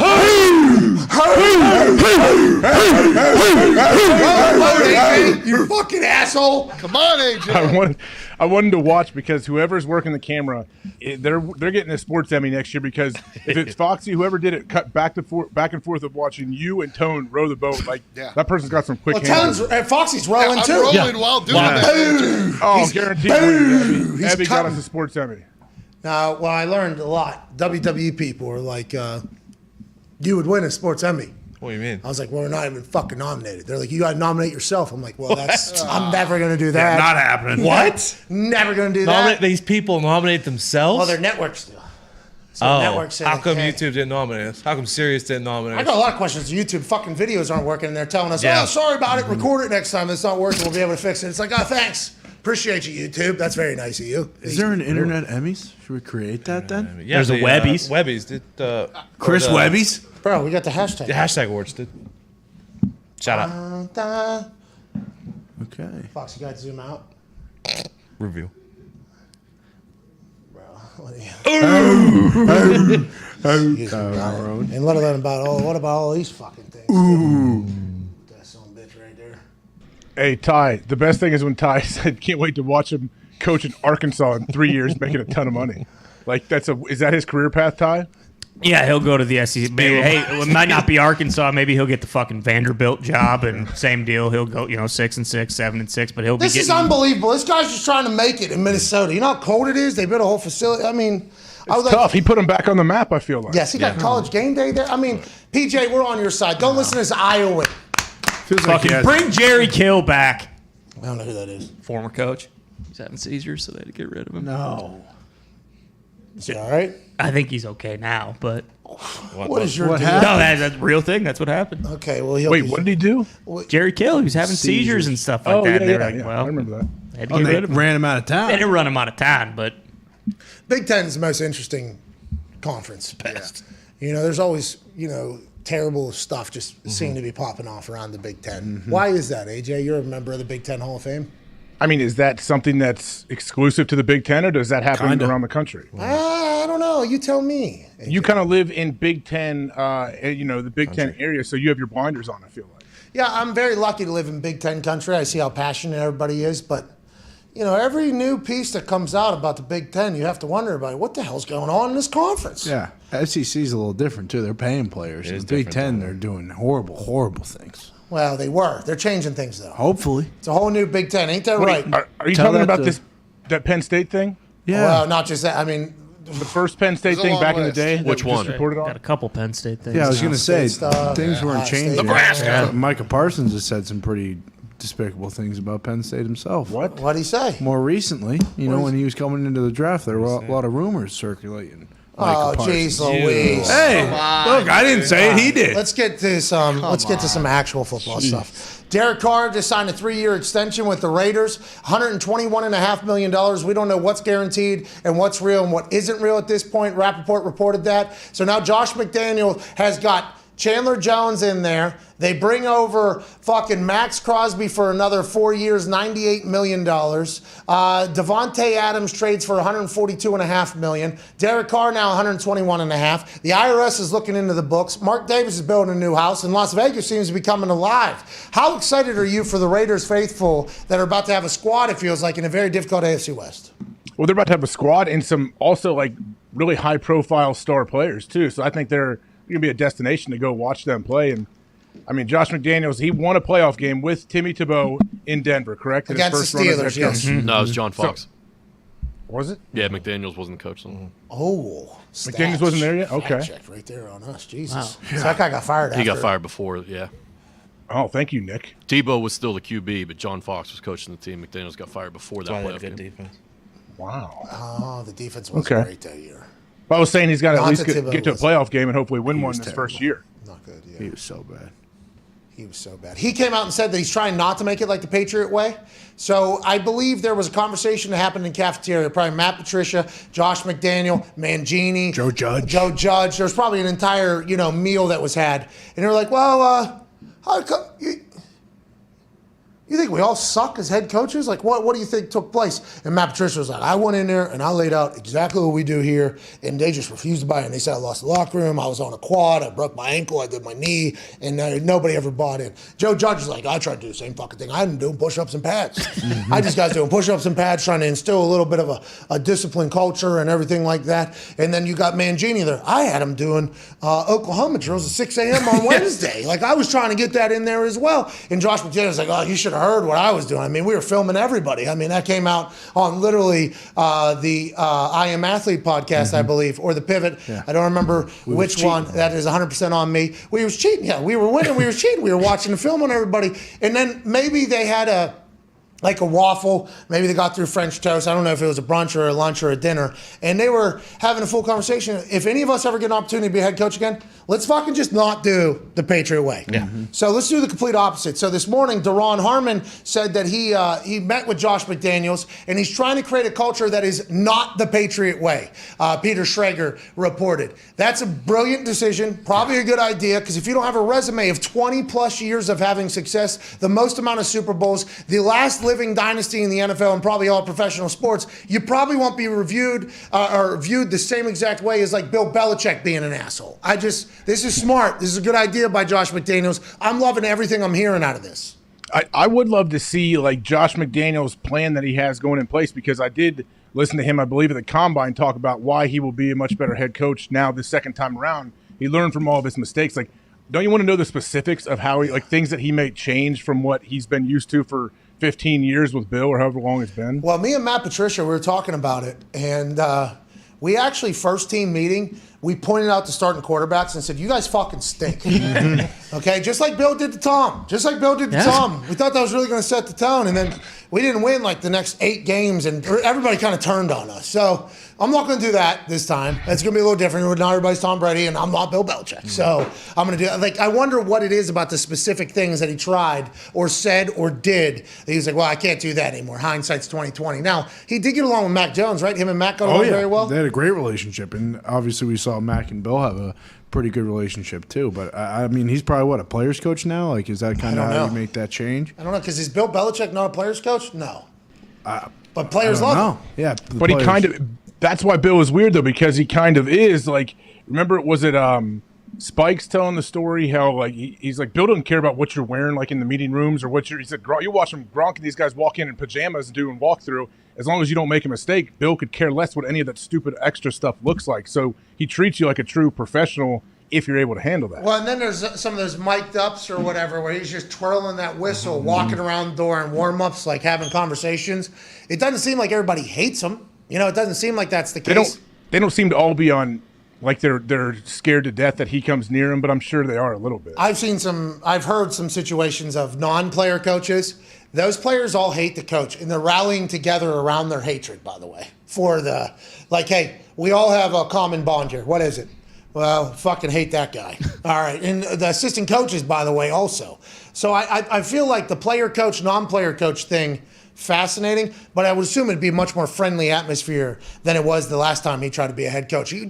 You would think that would be the decision that he would make to make himself a better head coach. Yeah, absolutely. And it feels like that was kind of a transition Bill even made at some point. Where, he started smiling. They started having linemen do catch punts to not run or whatever. But also, doesn't the everyone rally around the team together to hate the head coach work like sometimes back then? Because wasn't it the entire 1985 Bears documentary about how they just hated Ditka and they were playing for Buddy Ryan and they won the Super Bowl? That happens in a lot of places, I think. Still? Not a lot of places, but in places, I think it still happens. Yeah, I think there's a pretty good amount of hate for the head coach in some places. Usually if you hate that, it's different if you said if they hate it. I don't know the situation, but allegedly they hate Ditka and they're playing for Buddy Ryan. Buddy Ryan, I'm sure they respect and think he's a great coach. But if you just have a head coach you despise and no other great coaches, then you're really screwed. Yeah. You need a good coach in there somehow to rally behind to actually set you up too. What would your coaching style be? You'd be an asshole? Hey, listen. I don't think so, man. Online. But it's hard not to yell when you get out there. It's hard not to Oh, because you're coaching right now. You're in. And multiple different sports I have. Yeah, and it's just I don't during games I definitely don't practice. It's easy to get frustrated, but I'm super positive though, believe me. That means you care, right? I mean, if you're invested, you care. If I was the coach, it'd be. All right, well, it's good stuff. Fuck you want. I'm not yelling. Yeah, I legit found that with my daughter. Like, she likes being coached hard. She thinks if I'm like, hey, good job, hey guys, don't worry, we're gonna be fine. I think she in her brain, and she's told me like she thinks that's garbage, and I'm just lying to them. She's like, why are you lying? And she gets pissed. And then if I really coach her hard and get upset and tell her stuff, like she responds better. It's a weird situation. She listens to her dad speak all the time. Mm-hmm. You know, so her being super analytical, like, hey, don't give me that garbage. Yeah, she knows. Yeah, sort through the bullshit. We just lost by 20. All right? Dad, let me know what happened there. That's awesome. That's good news. She's going to go on to do whatever she wants, probably with that mindset. Yeah, we hope so. We'll see. Being able to be coached is a big deal, I think, too. Like being coachable? Are you kidding me? Hey, don't you like? I bet your wife appreciates. I'm sure you're very coachable. Like if you tell me something or give me a list, I'm great at accomplishing things that are easy like that. Listen, if you're right, I'm in. Okay, it's tough to get me on board if you're wrong, though. You know, and I'm not talking about with my wife. I'm talking about with coaching through the history of me with coaches. If you're right, I'm 100% all in. I will do it. If you can lay out how we get to the success, I'm 100% in. But if there's a lot of, that sounds like a bunch of bullshit. It's going to be tough to get me. It's going to be tough to get me. I've just always kind of been that way. But like Tom McMahon, for instance, other than my dad was like my first ever coach. Tom McMahon and I think he got me better than anybody, but I think it's because he was a good fucking coach. Like, there's just different ways to go about doing it. I assume Josh McDaniels is just going to try a different style with this, but inevitably, you're only going to know one way. I remember I asked Rich Rodriguez. Yeah. He came back. He was offense coordinator for Ole Miss, and I was calling the Egg Bowl. And as a commentator, you get to chat with the coaches and the players before the game. And this is my first time talking to Rich Rodriguez since, I think, Coach Stu's funeral, which was a long time ago. And that was just a quick, hey, all right, see you. And there's a lot that happened in there. So my first question was literally like, all right, you took some time away and a lot of shit happened. You know, did you get a chance to reflect and change anything about how you go about coaching? Because he's a hard ass. It is going to be tough. Like it is going to be. I have heard, yes. It is going to be a difficult practice. It is going to be a difficult workout. It is going to be a difficult everything. But he wins everywhere. Everywhere he goes, inevitably he wins. People say at Michigan he didn't. You give him another probably recruiting class. He's probably going to get that team 100% going to do his thing. Same thing at Arizona. They were starting to go, and then he got caught up with a bunch of shit. So he wins games. So we have respect for him. He said, Pat, I fucking took the time to look at myself as a man and as a father and as a husband and as a coach, and I reflected, and then as soon as that whistle got back in my hand, I realized I only know one fucking way, and I just started dying laughing.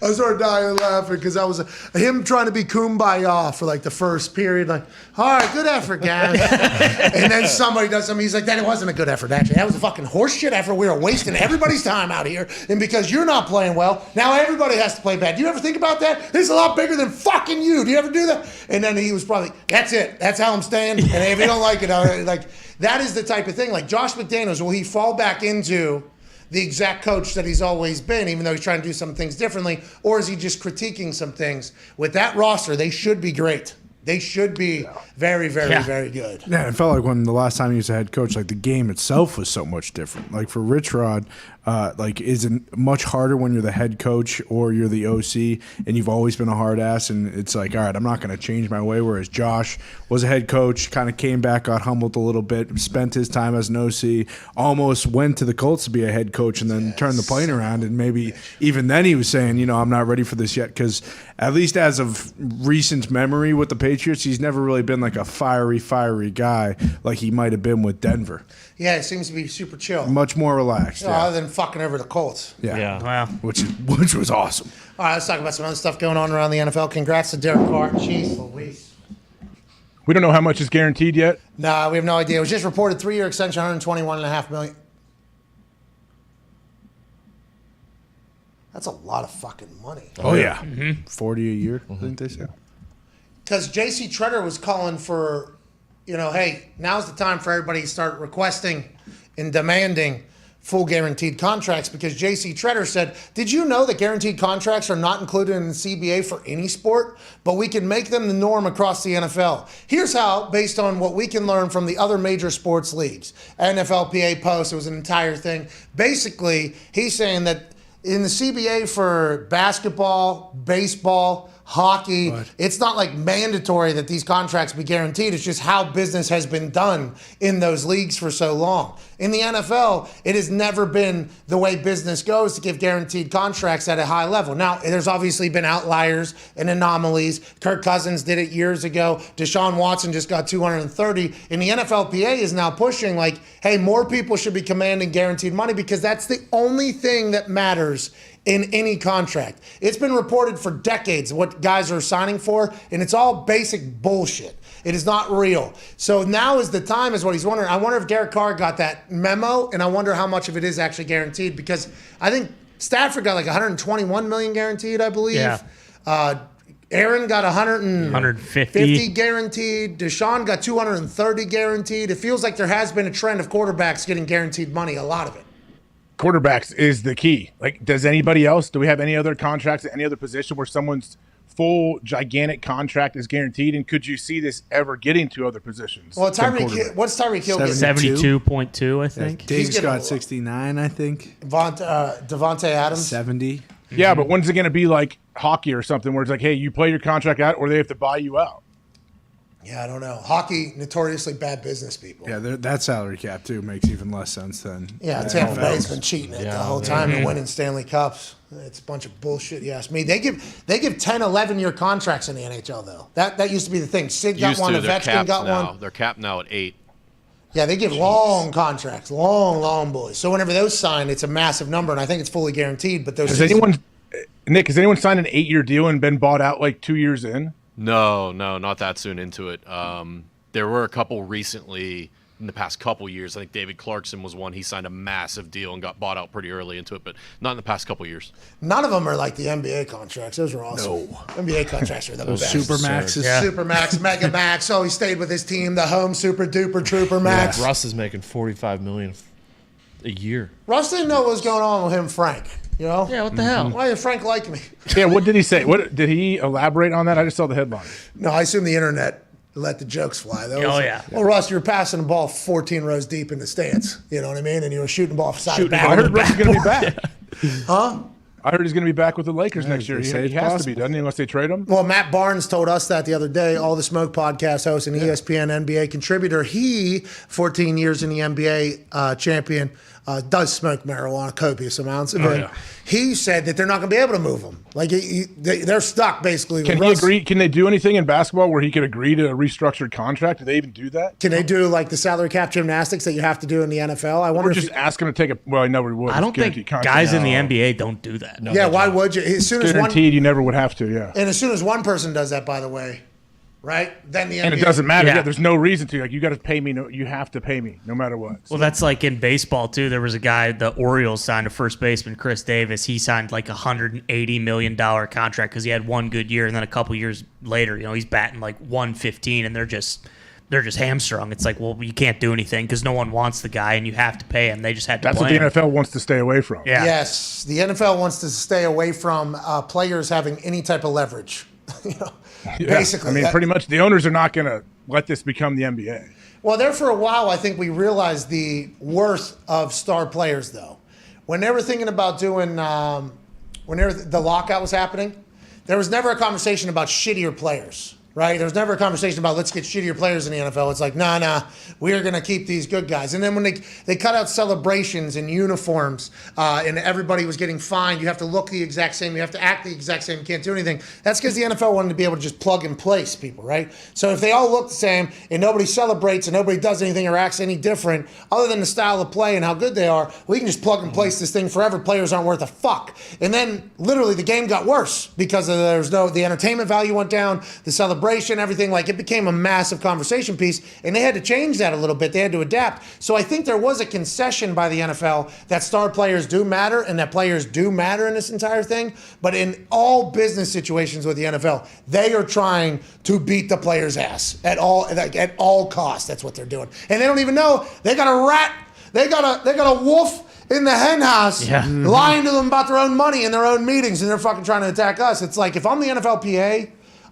the next time I walk into one of those meetings, I'm feeling a lot more comfortable. Is that you motherfuckers don't even have your ducks in a row, okay? Let's before we even get in there, like, that is how the NFL business operates, AJ. Yeah, they should. And I guess the owners, I don't know what more the owners can do. Like, you can't sit there and can you talk in those, like, the owners, only them in the same room? Like, hey, man, we can't be doing this Deshaun Watson contract anymore. Like, they can't. Can they actually? You think people will actually agree to it, though? That's at one per club meeting, yeah. I think that is what happens in those meetings. I think that's when they handle all the, like, because I assume there's no media in there. It's only one per club, right? And Goodell was probably in there. And then there's, hey, this is the meeting that, hey, everything that's going to be said. And this is what all of the lawsuits and litigation against the NFL probably go against, right? Because the, like, when you, what is it? Blackball? No.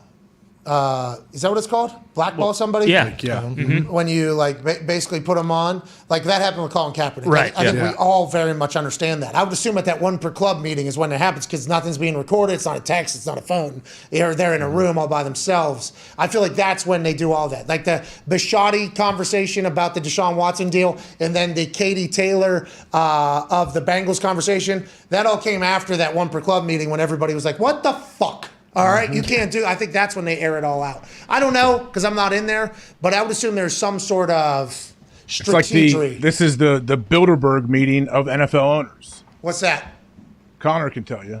No, I actually can't. I'm glued to my chair right now. I can't wait to hear what this is. Yeah. I mean, geez, Louise. Oh no, I mean, I know. It's just where a bunch of powerful leaders around the world get together to congregate and talk. I guess. I don't know. Alex Jones is big on it.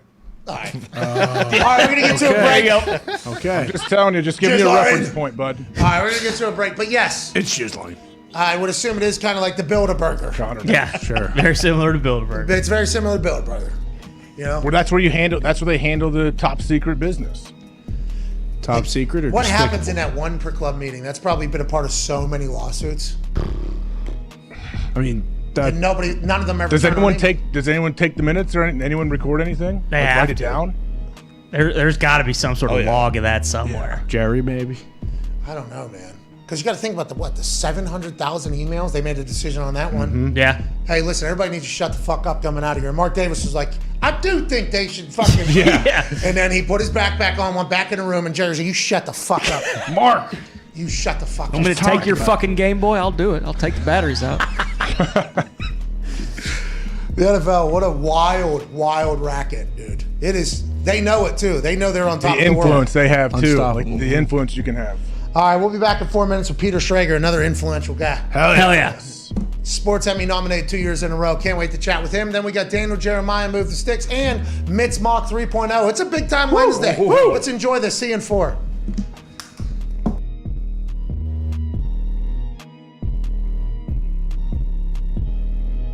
Ladies and gentlemen, the head coach of the Pittsburgh Steelers, Coach Mike Tomlin. Oh, man, Pat, it's an honor to be on with you, man. Thanks for having me. You're a legend. Thank you for putting me through my workout and having the scouts actually come watch me kick at West Virginia. I don't think I've ever fully thanked you for that moment, Coach. No, man. I've drank the McAfee Kool-Aid for a long time.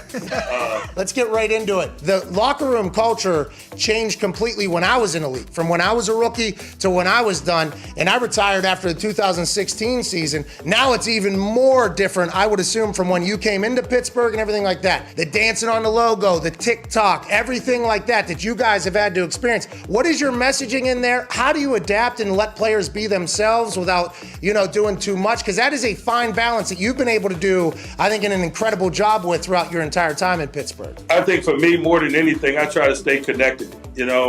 Just getting a sense of where these guys are coming from, what's in vogue for their generation, what captures their attention, how do they learn, how do they communicate, how do they interact with each other formally and informally. And I think being a parent kind of helps me. My boys are 19 and 20, so it's not much difference between them and some of the younger guys that I deal with here. And so for me, it's just about gaining an understanding, working to stay connected. That's my general attitude, man. It's adapt or die for me. And I don't want to be one of them old crusty guys, man, that just refuses to adapt. Although I am one of those old crusty guys now. Yeah, you are old as shit now. You know what I mean? I mean, you've been around a long time. I remember back in the day, whenever you showed up, there was a lot more, to the camera. There's a lot more. Yeah. There was a lot of that. Now you're just old ass man now, huh? You know how it is. Years in this business will scar you, man. It'll settle you down. That is classic. One of my favorite moments with you is when you would tell me every warm-up, I'm going to get you back to Pittsburgh when you're old and cheap. What does that mean? What did that mean? And should that have been taken as a smack in the mouth, like whenever you said that to me? No, man, it was a tip of the cap, man. There's certain guys around this league that I'm really interested in, but I know I cannot afford. And you were one of them, so I was going to wait for you to physically deteriorate a little bit until you came back into my wheelhouse. Yinzers are going to go bananas in Heinz Field this weekend. First time it could be filled up in a long time. I can't wait to see it, and I can't wait to... Oh, mama, I'm here for my life.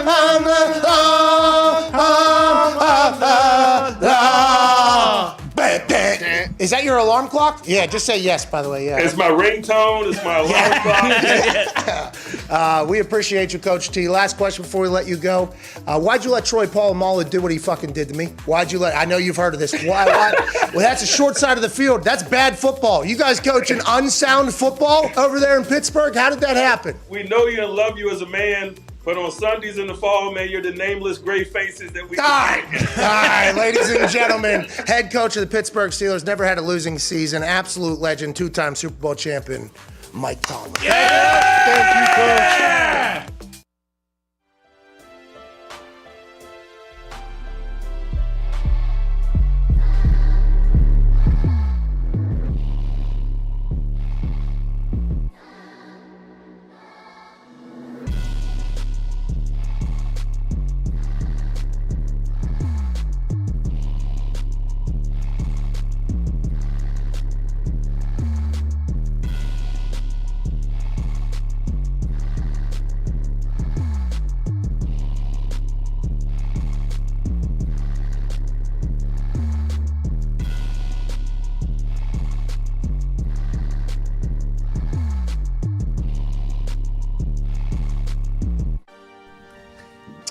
Welcome back to the Pat McAfee Show here on Wednesday, April 13th, 2022. AJ. Yep. Information regarding Derek Carr's contract is coming out. I guess it is not as great as it sounds, which is always the case with most NFL contracts other than Aaron Rodgers's. Now, Aaron Rodgers's was reported exactly for what the money is because he's Aaron Rodgers. That's right. And because there became quite a to-do about how much he was making, what he was making. We are finding tweets during the break there that I guess the truth is starting to trickle out regarding the Derek Carr deal. He could make as little as $24.9 million for 1 year, with the Raiders having the ability to move on in 2023. So it's a 1 year, $25 million deal. It sounds like with the option from the team to opt in or opt out, which is nowhere near as good as it originally sounded, $121.5 million for 3 years. No, especially when the team has the power to make the decision whether they basically move on or not. Like, it's not like Derek has an opt-out clause or something. Which, by the way, opt-out clauses are awesome. And everybody should be negotiating them into all of their contracts because you have no idea what the world's going to look like 1 month from now, let alone 1 year from now. It should be mutually beneficial, but also it should take care of yourself. That's from Mike Florio, Pro Football Talk. He's former lawyer. He reads through all of these. Things and somehow gets the information. Joining us now, another insider, another 2-time Sports Emmy nominated host. Oh, yeah. Ladies and gentlemen, from Good Morning Football and also insider for Fox, Peter Schrager. What's up, dude? What's going on, guys? Yeah, Florio's great at that. I'm not that guy. I look at those numbers and I can't do the math, and I just almost like defer that one. That's like my big weak spot. I don't know how to read the contracts or tell you the accurate numbers. I almost stay away from even reporting numbers because I know they're never accurate. And when they first come out, it's usually from the agent side, and it's going to look as good as possible so the agent looks like he did a great job. Okay, so I was about to ask you why you think it's been that way for a long time. That's definitely the case, right? The agents are the ones that do the deals. The agents are also the ones that would like people to know that they did the deal. And anytime you're negotiating a $100 million contract, you should feel proud of yourself. That is something you should definitely take as, like... Pat, NFLPA too, though. NFLPA likes to have those numbers out there. Obviously. Yep, it helps. And I'll tell you, the teams will often, when I break news, the teams will say, hey, we've agreed to terms with player X. Go with that. And I'll say, what are the numbers? And I say, we don't give the numbers. So very rarely are the teams going to be boasting about how much they're paying their guy, which leads to the discrepancy. And then usually a day later, the contracts are out. In this case, it sounds like Florio's got it today. And then you'll get the yeah buts and say, well, actually, if you look at it this way. And at the end of the day, it's like, these guys are all really wealthy. Do we really need to matter whether it was 24 or 25? Well, we do. Yeah. Well, we do. Because the thought process from a player's perspective of their family, their friends, everybody they're going to encounter forever, business people, their life. Like whenever you see $121 million for another 3 years for Derek Carr, we immediately, I think everybody's like, oh, this guy is super duper wealthy, and he is there. But then you start getting in taxes and actual clauses and what the money really is. I think it's just a different perspective on a lot of guys than what might be out there from a human standpoint. With that being said, Chris Pronger, former NHLer, he's putting out multiple threads describing. Pronger's been great. Yes, have you read his tweets about the business side of the NFL? Because everybody saw that documentary Broke. It's a very real thing because the numbers are very rarely what we hear publicly. No, and Pronger said, I got all this money when I was 18. Fortunately, I had the right people around me, and I didn't have that. He's like, but the biggest thing are the people within your little inner circle, and at some point you got to turn the spigot off. And we learned, Antoine Walker had that thing where, he'd give out huge amounts of money, and he'd make a $100 million contract, but he had nothing to show for it at the end is because his circle was so big, and those guys were almost on a retainer where we go to Vegas, I'm giving you a wad of cash, and that's kind of what it's going to be, and that can't be forever. Yeah, and I can't judge anybody. I mean, if I didn't make the team my second year, I would have had $0. $0. Would have had no debt. But, man, I had a good time. Went to Africa, went to Europe, was down in L.A., New Mexico, New York. I was having the time of my life. I was living great. It's not as easy as everybody makes it out to be like, hey, take care of your money. And also, you got to stretch it forever. So I think that's why it's important. Anyways, let's start talking football here. Hey, we saw Pro Football Focus's, what was his name yesterday? He has the podcast. Trevor Sikkema. That's right. Hey, kid's got good hair, good energy. Yes. He did. He looked great. His camera was unbelievable. Just like Collinsworth, the Pro Football Focus people have good at-home cameras. They look amazing. He said he chatted with everybody that could be the number one overall pick. Are you guys talking about this on NFL Network? Is there really a question mark on who's going number one overall? And how many people do you talk to? We know you put out your one mock draft. How many people are you talking to, and what are you hearing about draft day? Yeah, look, Aiden Hutchinson has been what everyone's putting in pen as the number one overall pick, but the more and more we get closer to the draft, the Trent Baalke factor becomes real. And when I say that, it's you look at Baalke's history with San Francisco. He took Anthony Davis over Brian Bulaga. Anthony Davis was a project out of Rutgers. Bulaga was a sure thing out of Iowa. He's taken guys like Aldon Smith over J.J. Watt and Robert Quinn. Aldon Smith was awesome in his first few years in the league.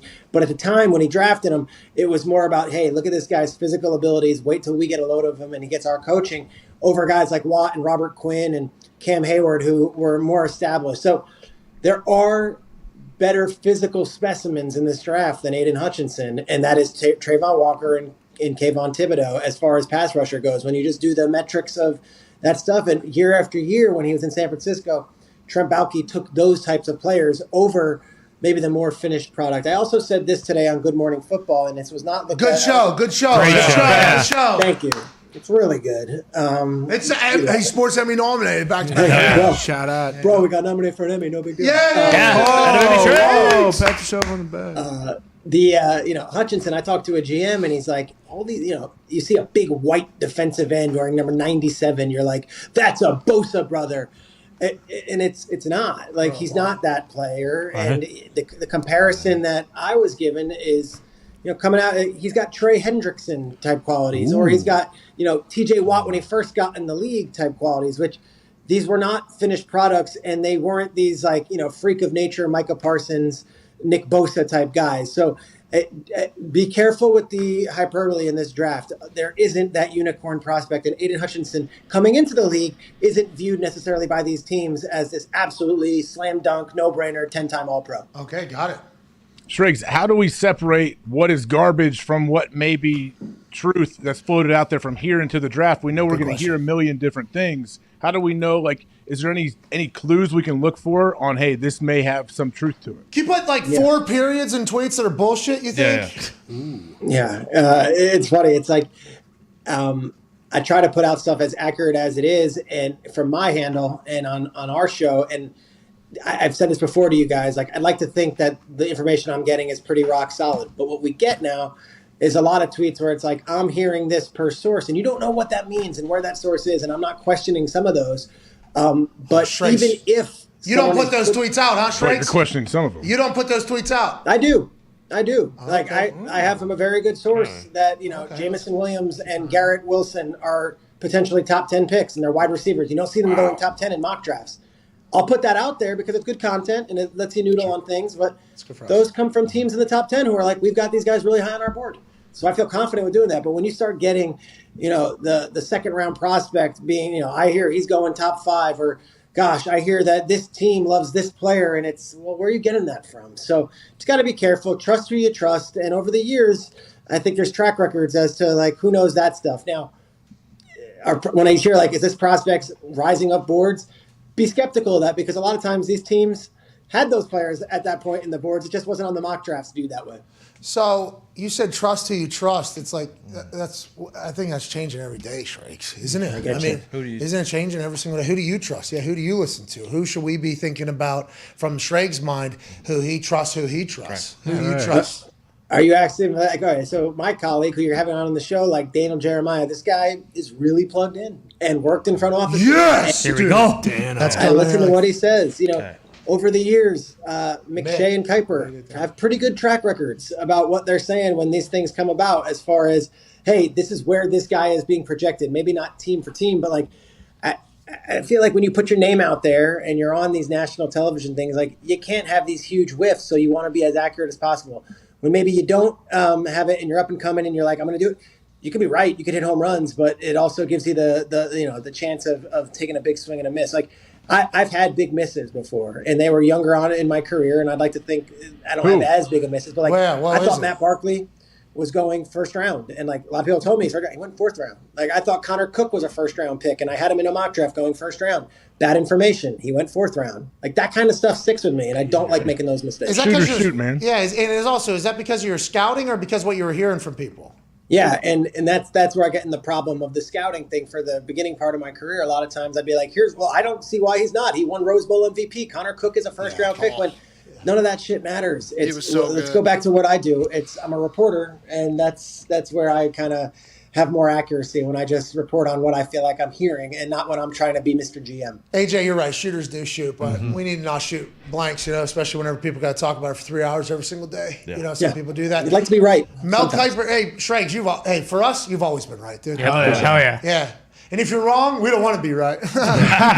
Anyways, Mel Kiper didn't even know what position I was getting drafted to play. He actually said that I was going to be holding Adam Vinatieri's bags and watching him kick on the practice squad. I was like, well, I'm getting drafted to be punter. I was surprised by it as well, Mel, but I would have wished that you would fucking I almost trying to ruin my goddamn draft day, this guy. Yeah, literally, I'm hugging my dad, having a moment. We did it. We were doing this. It's at a position we don't know. We'll figure that out later. And I got Mel chirping in the back. This guy. Some people. He's going to be holding Vinatieri's bags. Wrong position, you fucking asshole. I actually liked you before this whole thing. I heard you like pumpkin pie or whatever. The case is. And whipped cream. Yeah, no, I'll get past that. But it's an interesting game because there is a lot of lies. Go ahead, Ty. Shregs, we're hearing a lot about Debo Samuel potentially being traded by the 49ers and that Shanahan, they'll listen to any offers. Is there a chance that he actually is going to maybe get moved on draft night, especially with the Niners not having a first-round pick and wanting to get back into the first round, or is that just all bullshit? All right, the Niners love Debo Samuel, and they love what he was about, and they love that he bounced back from an injury last year and played the way he did, and he's a very valuable piece. But here's the fact I've been told multiple times by people in the know. It's like the Niners have a long history of they pay their guys when they think it's time to pay their guys. Like George Kittle had to wait till August of his contract year after having a Super Bowl awesome season. Last year, Fred Warner is like the ultimate guy. They love him there. He's like the most beloved player. He waited until July to get his. And you go down the list, whether it's Juszczyk or whether it was Trent Williams or whoever you want to go towards in that building who has gotten those new deals, they all did not just say, I want to get paid now and get paid now. They had to wait. And Nick Bosa's contract's coming up also. And I don't know how you value Nick Bosa versus Debo Samuel or however it is, but it becomes this thing where I use the same analogy with Kyler Murray. Just because you say you want to get paid now doesn't mean they're going to just pay you now. And I think they will figure this out and they will take care of Debo Samuel, but it might not be on Debo's timetable. Now, if he's got the leverage and the confidence and the chutzpah, if you will, to say, I'm sitting out, I'm holding out, I'm going to push this. That's a good word, to my Yiddish. If he has the courage to do that and say, hey, I'm holding out unless you give me this deal, well, then that pushes the envelope and makes them make a decision. But I don't see the Niners tripping all over themselves to pay Debo just because of a couple of tweets and unfollows on Instagram. All right, let's follow up with that. He was in a picture, obviously, 25 million was the number. Is that becoming just a new thing, what you're hearing from wide receiver market? And how are teams going to, because you obviously have a lot of friends in the team's position, knowing that if you pay a quarterback, you're probably going to have to pay a wide receiver too, because those two are coming together. Is that just a new lump sum that they're figuring out? Because unless you're Green Bay, who says, we're not. Or you're Kansas City, who says... It's going to get interesting on draft night. Mark Murphy said that. Yeah, he did. Making moves. Get the ball. Kansas City, who says, Travis Kelce, $100 million. Yeah. You're 29 years old. Let them deal with that right now. We'll roll the dice with what we can get in the draft, and we'll take that, that $80 million and we'll spend it elsewhere. It's like you see teams like the Dolphins and the Raiders and the Bills who double down with Stephon Diggs, and they're like, we're all in. Then you start looking at that, like, is Terry McLaurin that next guy? Is it DK Metcalf? And you wonder, like, some of these teams are going to be like, I don't know. And if I can get 2 first-round picks, maybe I can do that. Because the Vikings were facing this with Stephon Diggs, and they traded him and essentially got the 22nd overall pick.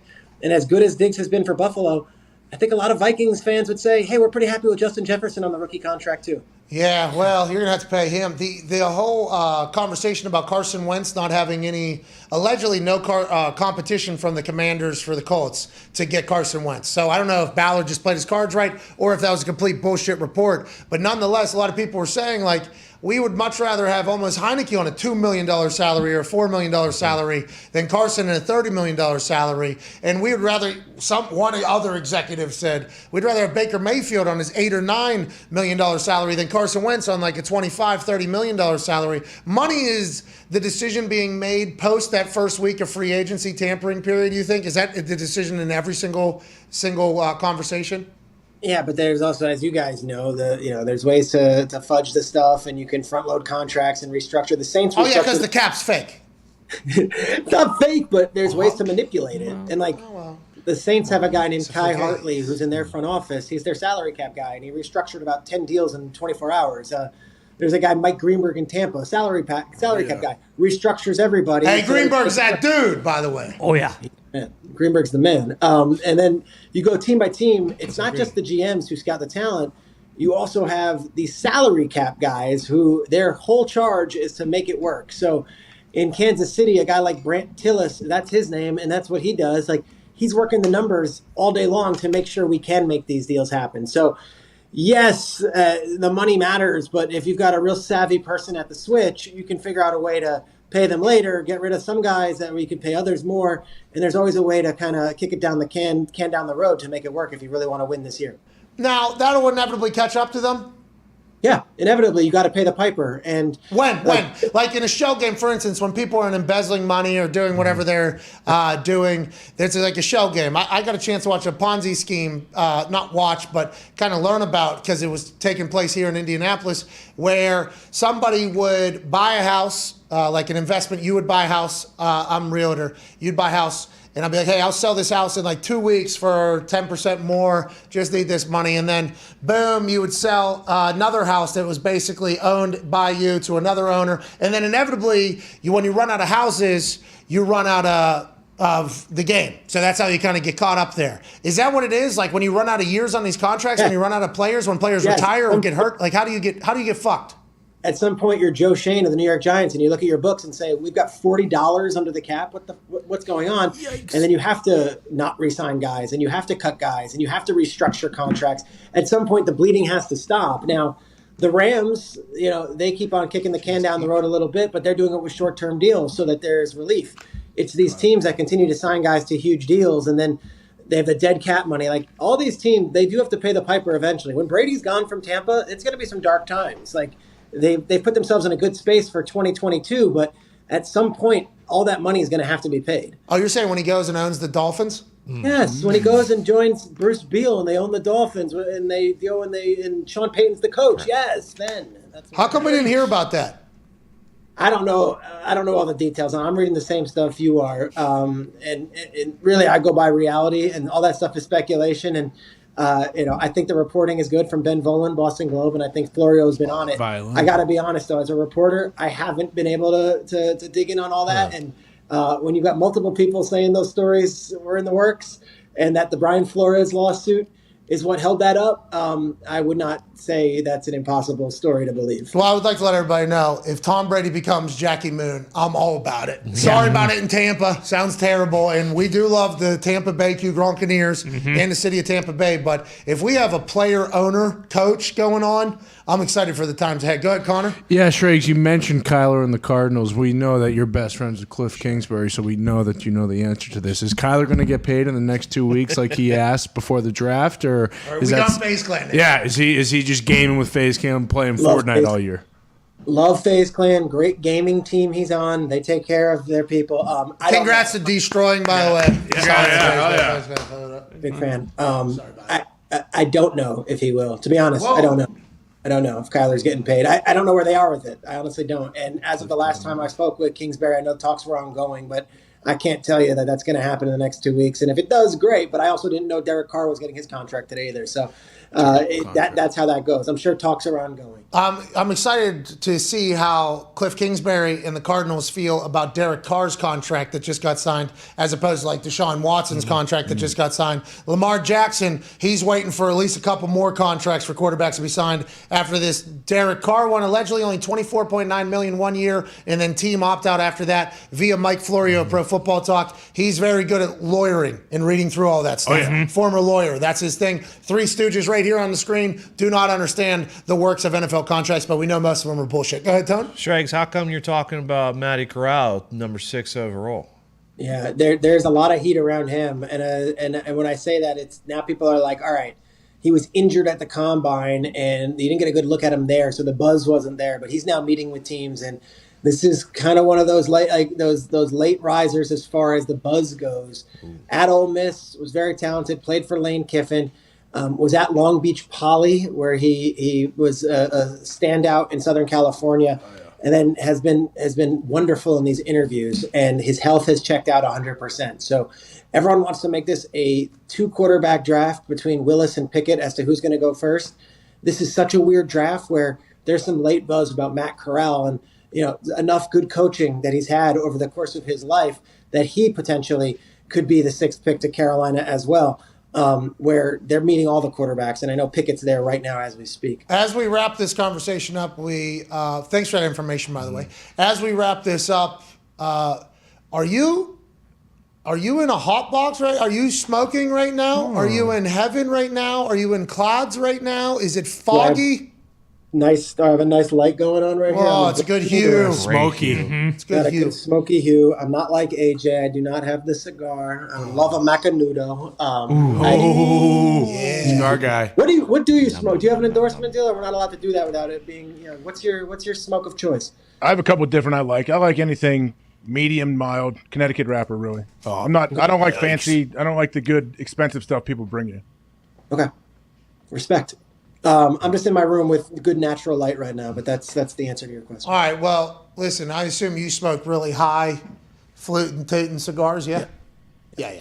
I go to the Havana room. Club. Emmy cigars. Yes, I go to the Havana room. I got my locker. I got my cig. I got my Cuba. No, I'm not a big cigar guy, but that is a huge deal here in New York. And let me tell you something, AJ, as you know, cigar guy likes to talk about his cigars. Oh, yeah. They're very vegan. Yeah, they're like vegan folks. Yeah, it's vegan, awesome. CrossFit. What? Definitely Scotch guy. And then the IPA guy. Yeah. Golden yes, Sachs and then guy. there's the craft brewery guy, which is a whole other. Well, listen, it ain't nothing compared to the Pez dispenser guy. We met one of those earlier, and it was Absolute a prick. wild scene. Ladies and gentlemen, we thank you so much for your time. Peter Schrager, thank you, buddy. Schrager. Schrager's the best, dude. I really enjoy him. Yeah, he knows too. Hey, good for Corral. Yeah. Good for Corral big getting in push. there. Super blue collar dude, I guess. Matt Corral. That's why Diggs wanted him as a Steeler at some point. Oh, we missed the heart out. That's all right. Oh my God. Are you sure? Yeah, we're 35. I thought you wrapped it up right on time. I thought so too, honestly. To be honest, I think right when you ended the phone call, it was. That's these glasses and the glare off the light. I seen 55 because there's a white light on the line. I thought we had 12 seconds right now. 11, 10. I thought we did it perfect. I actually got Schrager out of there quick. You hear that? That's the quickest I got a guy out of there ever. Yeah. Some good radio. Well, turns out it was actually terrible. Well, it was an effort. Yeah. You tried. Contract's up. Yeah, that's all you can ask. Who cares? At this point, you would think you would try. I gave a good effort. You did. That's what matters. Fucking PJ Fleck does not deserve what happened. Okay? Let's get to a break. I'm sorry. Let's get to a break. We'll have Daniel Jeremiah on the other side. Baker Mayfield was on the You Never Know podcast with Mike Stud and the boys and a dog that appears to be sleeping right next to him the entire piece, which is really stole the show almost. He's talking about Cleveland. He's talking about everything. We'll get to that in the third hour for sure. Plus some more phone calls on the 5 Energy phone line, 1-833-4-McAfee. We'll see you in about 5 minutes. Cheers.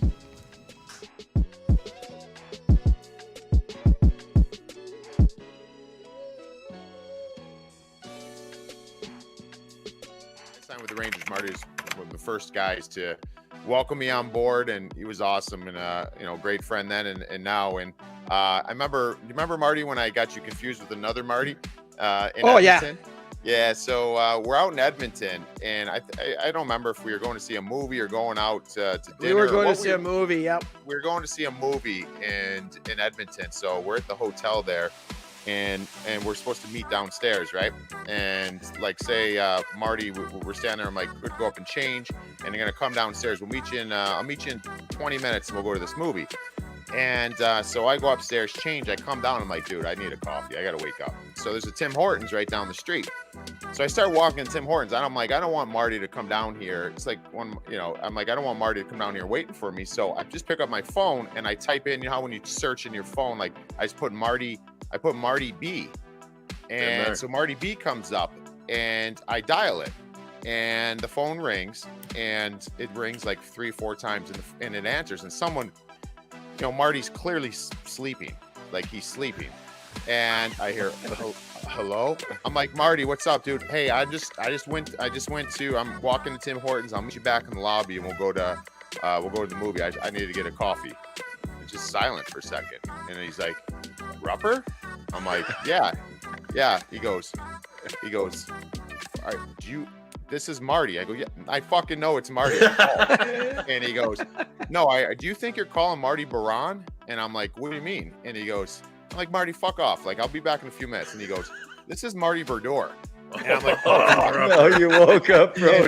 I woke him up from his pregame nap for the Devils. And I was like, oh, and it was just like this weird moment. I'm sitting there and he's like, it's Marty Verdor. I'm like, fuck off. And then it dawned on me, like, no offense, Marty, but you got kind of a very distinguishable voice. Yeah. And I'm like, actually, this guy doesn't sound French at all.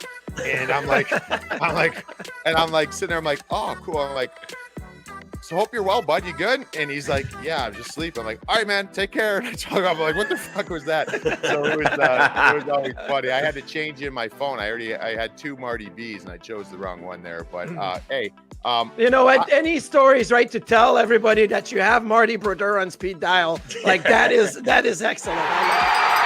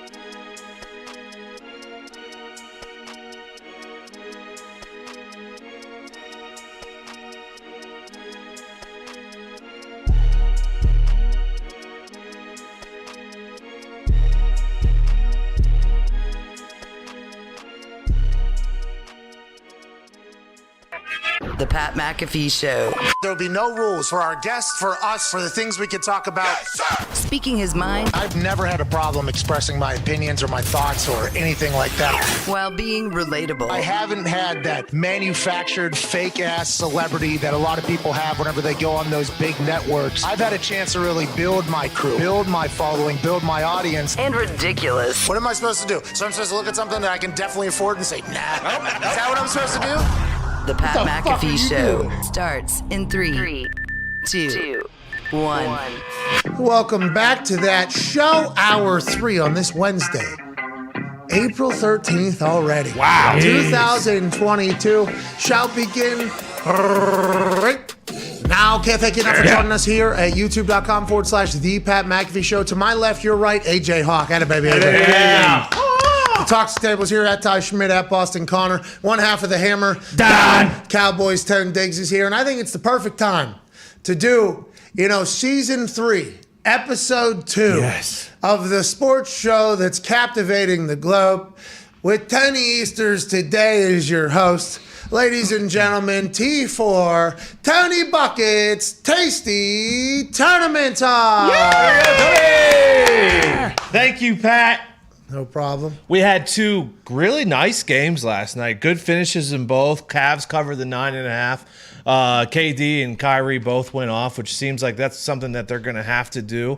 There was some night. Bruce Brown for the Nets had a nice little night. And then in the nightcap, the Clippers were winning. They were winning. And then those pesky T-Wolves, Tony Edwards, fucking Pat Bev, they won. They got the 7th seed there. It was really an incredible night of basketball.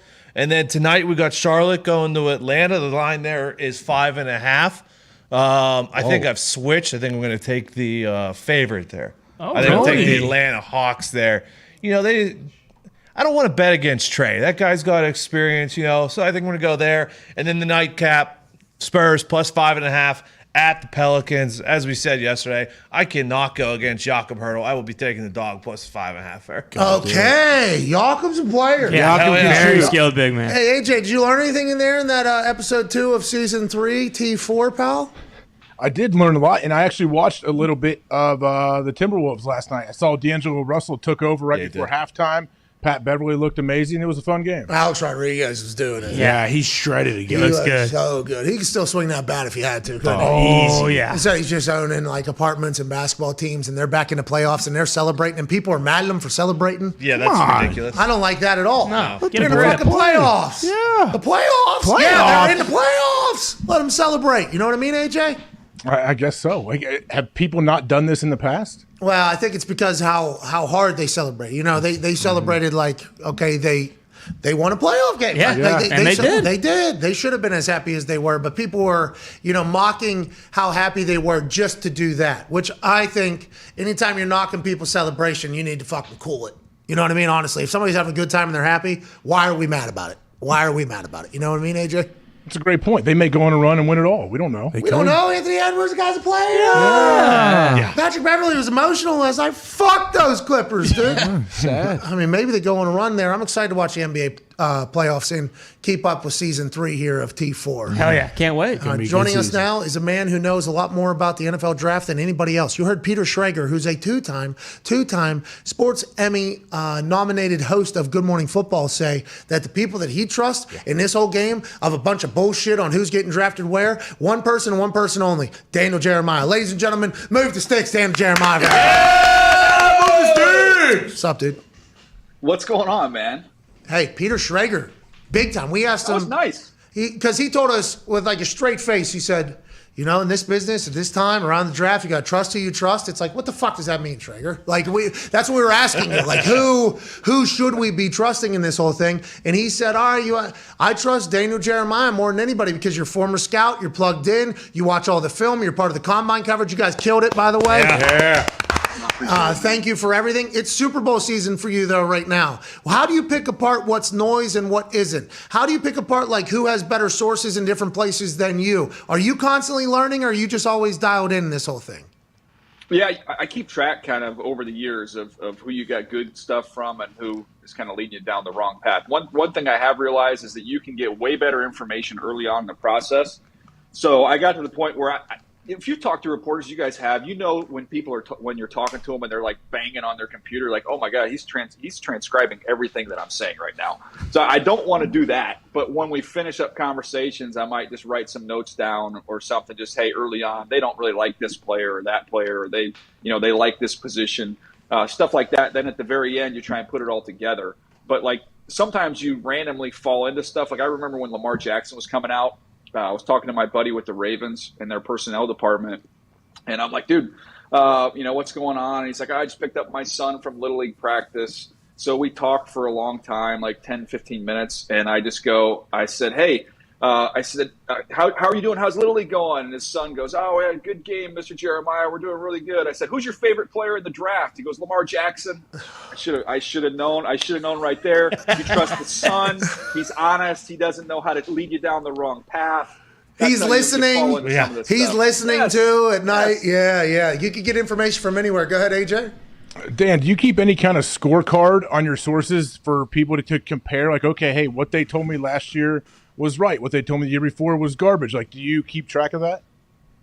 Yeah, and sometimes it's not really even like where they go if you get that right in terms of where they land, but sometimes they steer you down the wrong path on the players, just in terms of, hey, I watched my tape myself. I'm going to evaluate the player, but I'm going to rely on teams to kind of help me out if a guy has a medical situation or if maybe there's some type of a character flaw that teams are aware of, some type of off the field incident that I don't know about. So there's been times where people that I know had that information, and when I've talked to them, they didn't relay it to me. You smack them in the mouth? You smack them in the mouth? No, it's just like I'm not going to ask you for anything more like that anymore. Like you kind of screwed me over on that. So that's when I'm like, all right, we'll kind of move on to the next guy in terms of that. I'm never going to sell anybody down the river. I'm never going to put bad stuff out on kids in terms of that stuff. But it just helps me when the guy's dropping in the draft to be able to say on television, like, hey, there's some stuff teams are sorting through on this guy, and that's why he hasn't gone. How come in this smoke season, basically here, behind who's going to get drafted where, when bad stories start to come out, and then that person gets drafted. Inevitably, in the end, it's like, oh, that was all a bunch of bullshit. Like Tua, for instance. Tua, right before the draft, I mean, Tannenbaum, who's the former GM of the Dolphins, friends with the Dolphins owner, he comes out and he goes, can't draft this guy top 5 because of his injury history. So we have to automatically go like, well, what is he hearing from the Dolphins that maybe we're not? And then there was other stories coming out about his leadership and his personality. And it's like, who is leaking that information? Is that the Dolphins themselves saying that so that they can get some bad pub for him so they can get him? And those, like that dirty game that happens as well. Is that still a thing? And who do you think is mostly the culprit of doing that type of stuff? Well, first of all, I think it's just kind of lame. I mean, like, yes, we do too. It's just dumb. Yeah. It's just dumb to try and do that. I don't think it's fair to the kids, and I just don't think it's super ethical from a team standpoint either. So, one of the things I would say is that, like, the older guard, it was less information got out with the older guard of GMs, but it was more useful information. Like, it might just one little kernel of nugget would slip out there, and then you knew, like, okay, this is probably true that they feel this way, or they're going to do this, that, or the other. The younger GMs have actually realized the key is not to make sure nothing gets out. The key is to put everything out. So there's so much confusion and so much information that you don't have any clue of what that team's going to do. So I think this younger generation of general managers actually talks more to the media than any of the older guys ever did. Oh, and they kind of play the game. They get it too. And then they burn bridges with guys like you, and you're like, well, I'm never doing this with you ever again. You completely lied to me. That's rude. That's not how we're going to do business. Hey, that's what we had to do. Looking at this draft, Aiden Hutchinson won. Travon Walker going over top of him over the next 2 weeks. Schrager said it's Trent Baalke conversation, I guess, like whether or not he wants to get somebody with the most upside. Whether that's Aiden Hutchinson or not, we don't know because, I mean, who knows anything about any of this. But is it pretty laid out here on who's where? Do most mock drafts have it right here, you think? I don't think anybody knows, really. I mean, I do think that it comes down to those two guys. Early on in the process, I thought Jacksonville might take a tackle. But then they go out, they tag Cam Robinson. They go out and bring in Brandon Scherf. They've kind of addressed that offensive line. And I just feel like to kind of get that impact that they want, I think you look at pass rusher, and it comes down to those two guys. Now, for me, I like Travon Walker and what he can become. I kind of hope and wish on that. I feel like I know what Aiden Hutchinson can do. I've seen it. I know he can be a dominant player. To me, he's a no-brainer. First overall pick, you're not going to miss on him. And I think when you've been through everything that the Jags have been through over the last year, I just don't want to hope and wish. I want to know. And I feel like Aiden Hutchinson, to me, is that pick that's just right in the middle of the fairway. Don't overthink it. Is he the only one in this draft class that is like a sure thing in everybody's eyes, you think? Well, ever since I think when I was with the team, I was with the Ravens, and I said Aaron Curry was the surest thing of all surest things, and he was a total bust. I've stopped using that phrase, but this dude's pretty safe, man. Like he's rock solid. Anytime you have the athleticism plus the production, the makeup's off the charts, everything. Like, I don't know what he doesn't have other than you can say, well, you wish his arms were a little bit longer. But it hasn't been an issue for him. So I think of other guys, like I think Sauce Gardner, the corner from Cincinnati, is a really clean player because he's got everything with the size, the athleticism, the fluidity, the playmaking swagger, skills. The confidence. Oh, I love it. Yeah. I love it, man. So I'm a big fan of his game, and I think outside of those two guys, you could really kind of poke holes in just about anybody. Dan, if you had to predict anything that happens in the first maybe top 5 to 10 picks, like anyone trading out, could you see anybody trying to jump inside the top 10, like any kind of chaos that you think may happen? What are you hearing, Dan? Everybody I talk to wants to go in reverse. I haven't found anybody that's in a hurry to go forward. Could get interesting, Mark Murphy. Yeah. Hey. So we'll see. We'll see what happens. Usually, when you have trade ups, you're talking about quarterbacks, and it just comes down to where everybody feels on these dudes. So if you get somebody that loves a quarterback, the Carolina Panthers are picking at 6. That I know some people have mentioned Detroit with a quarterback early. I don't know that I'm buying that necessarily. Oh, okay. So if you want one and you think that Carolina might take one at 6, then you got to get to 5. And everybody that I talked to said the Giants would love to get out of the 5th pick. So that would be kind of an opportunity spot right there. I don't know if there's a quarterback really kind of worth it up there in this draft, but I was looking at some numbers. We were talking about it earlier today with Bucky, and looking at when you see these contracts, like you look at what Derek Carr just got, and you look at what these wideouts have got, like put that in context. If you look at the 5th pick last year, that pick was a 4-year contract for $30 million.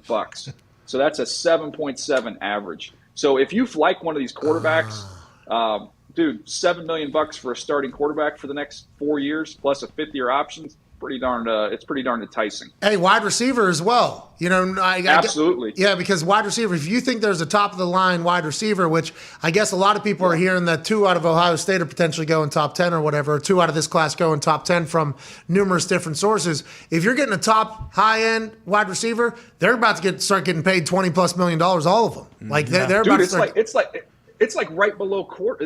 It's going quarterbacks, and then you have some edge rushers. But Hopkins averages like $27 million a year. Then you look at what Tyreek just got. You look what Devontae Adams just got. Like, look at the Packers. The Packers are picking 22 and 28. Those numbers last year, the AAV was $3.3 million a year. So I mean, I'm not saying I need like Treylon Burks from Arkansas to be Devontae Adams, but goodness gracious, it's Treylon Burks plus $24 million that you can go, spend elsewhere on your roster. That's what some of these teams are looking at. You're talking as a front office member, which is what you are, but that's a real thing. That happened, and I want to ask you about this because you might have heard this as well. And I asked Peter Schrager about it, but he didn't follow on. It's not about the draft. The boys will ask you more draft questions. But did you hear anything? Because my respect for Chris Ballard's about to go through the roof, maybe, if this is true. Did you hear that there was zero competition for Carson Wentz and Chris Ballard was able to unload the entire contract and also get a couple picks out of that thing? He has to view that as a massive success. But other executives were allegedly talked to around the NFL, and who knows what the fuck that means, honestly. None of us know what that means. But they said they'd rather have like a Taylor Heineke at $3 million plus another $22 million. Like those conversations, I think, don't get pinpointed enough that the money is such an important factor in a lot of these decisions for some of these teams. And then for other teams, the money means absolutely nothing. It's it's a fucking interesting time right now. Yeah, I mean, look, if at the quarterback position, if you've got one of those dudes, if you've got Patrick Mahomes or, Justin Herbert, those guys, you just pay them whatever they want. Aaron's obviously in that class. Josh Allen. You just pay him. Josh Allen, you pay him. The challenge is going to be when you get in that middle tier group of guys. Like, to me, look at a team like Tennessee going forward.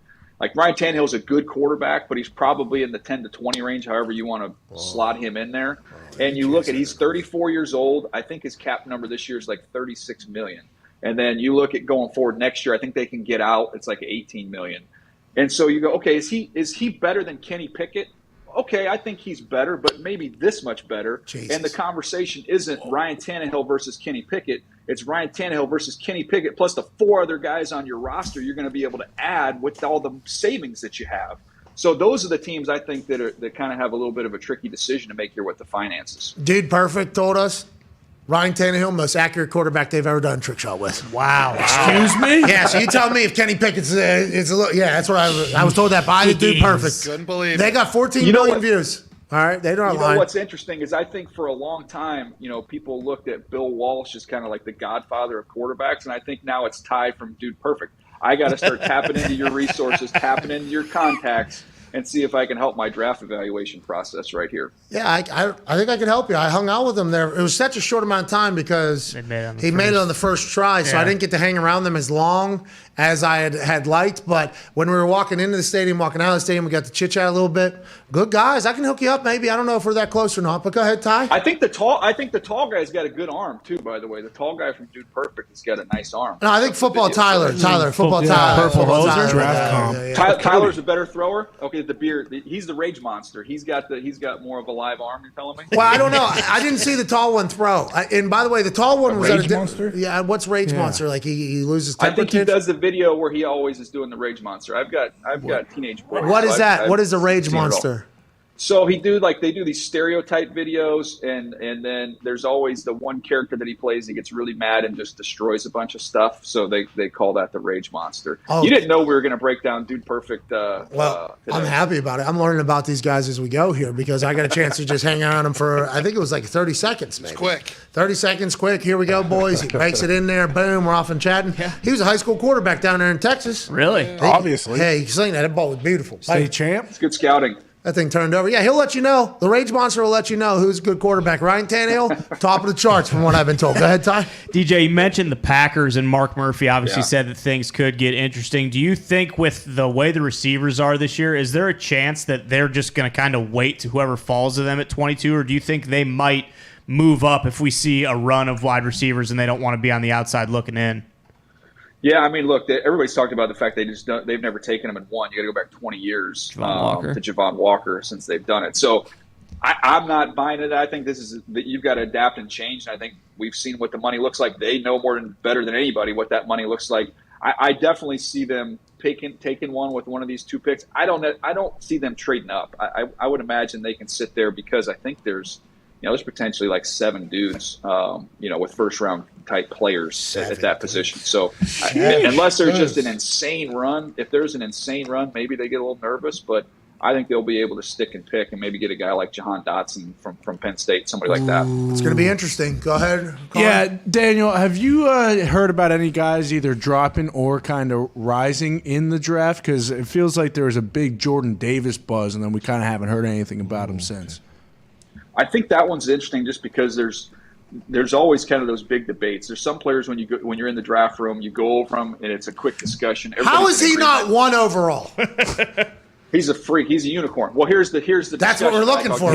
I talked to a GM about this the other day who was not as high on him, and his thing was, look, he doesn't even stay on the field at 3rd downs. So I'm drafting somebody that's a 1st or 2nd down player, and my whole thing was, well, if you look at Georgia, the only person more athletic than him at the whole combine for defensive lineman was Wyatt, who is on that front with him, so he stays on the field.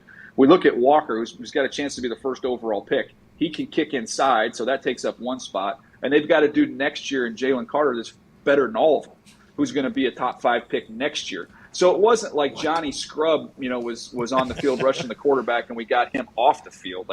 They have an embarrassment of riches. Just because they didn't ask him to do it doesn't mean he can't do it. And so I looked at, Pat, would you ever? You might be too young, Pat. You didn't play against Hainsworth, did you? Albert? No, he was at Washington whenever I think he was at Washington. So he had already got his big payday. Yeah. When young Albert Hainsworth, AJ, I don't know if you played against him. There's a reason why Washington paid him all that money. He was like a dominant big man early in his career with the Tennessee Titans. So they used to actually kick him out some and put Vandenbosch inside, and they let him just obliterate tackles out there. I think Jordan Davis can do a lot of those things. I think he's got tremendous upside as a rusher, but that's the debate. That's the debate in the room. If you're 6'6", 341 with a 12-foot broad jump and a 4'8", 40, if I'm Trent Baalke, it's really they're like, this guy loves upside. This guy loves freak athletes. As soon as I saw that guy do his combine, I'm like, I have no fucking idea who this guy is, but this guy is the guy with on my team. And then you think about that Georgia defense. Jermaine Johnson was also there, right? Didn't he transferred. Yeah, he transferred out there, and he ends up in Florida. They could have. You know how they do that quarterback room with Joe Burrow was at Ohio State and everything like that. Yeah. That I wonder if that D-line room down there in Georgia one spring when everybody was there just absolutely stacked. Good for Kirby Smart making that happen. Kirby. Go ahead, Tone. Mr. Sticks, kind of a 2-part question here. Pat keeps asking me, and the callers ask, and I'm wondering myself. It's after Mike Tomlin's pro day tour and all the visits and stuff like that. It seems like quarterback, and then we had a huge move this morning on FanDuel. Desmond Ridder jumped up quite a bit to be the first quarterback overall taken. Is there rumors going around that Ridder's stock is on the rise? Yeah, he's crushed the post-draft stuff. So, you go to the Senior Bowl, then you've got the combine, then you've got pro days, then you got visits. And everybody that I've talked to, starting with the Senior Bowl, that everybody was around him, say this dude is incredibly smart. He's incredibly mature. Coaches fall in love with him because he's got a great memory to be able to show you recall, which over the years, that's kind of been a really important thing. When you get guys that have excellent recall, it's a good sign. So he's got that going for him. And then you go out there and you rip off a low 4.5 time or whatever he ran in the 40. He was flying. So you've got somebody that's got a little bit of size. He's got some athleticism. He's incredibly smart, mature, tough. Now, on the tape, when I watched the tape, I did not see somebody I thought was a first-round player.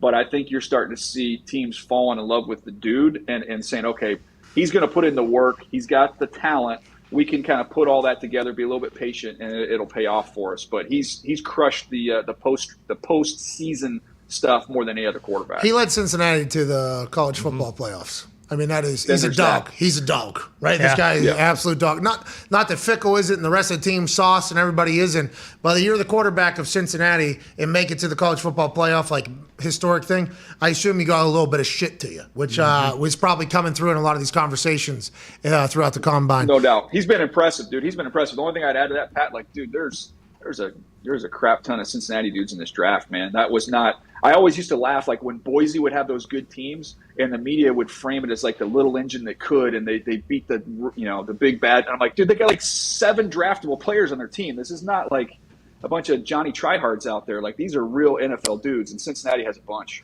You know, they have an indoor facility, and what we're learning is the Bengals are also building one. Did you hear that?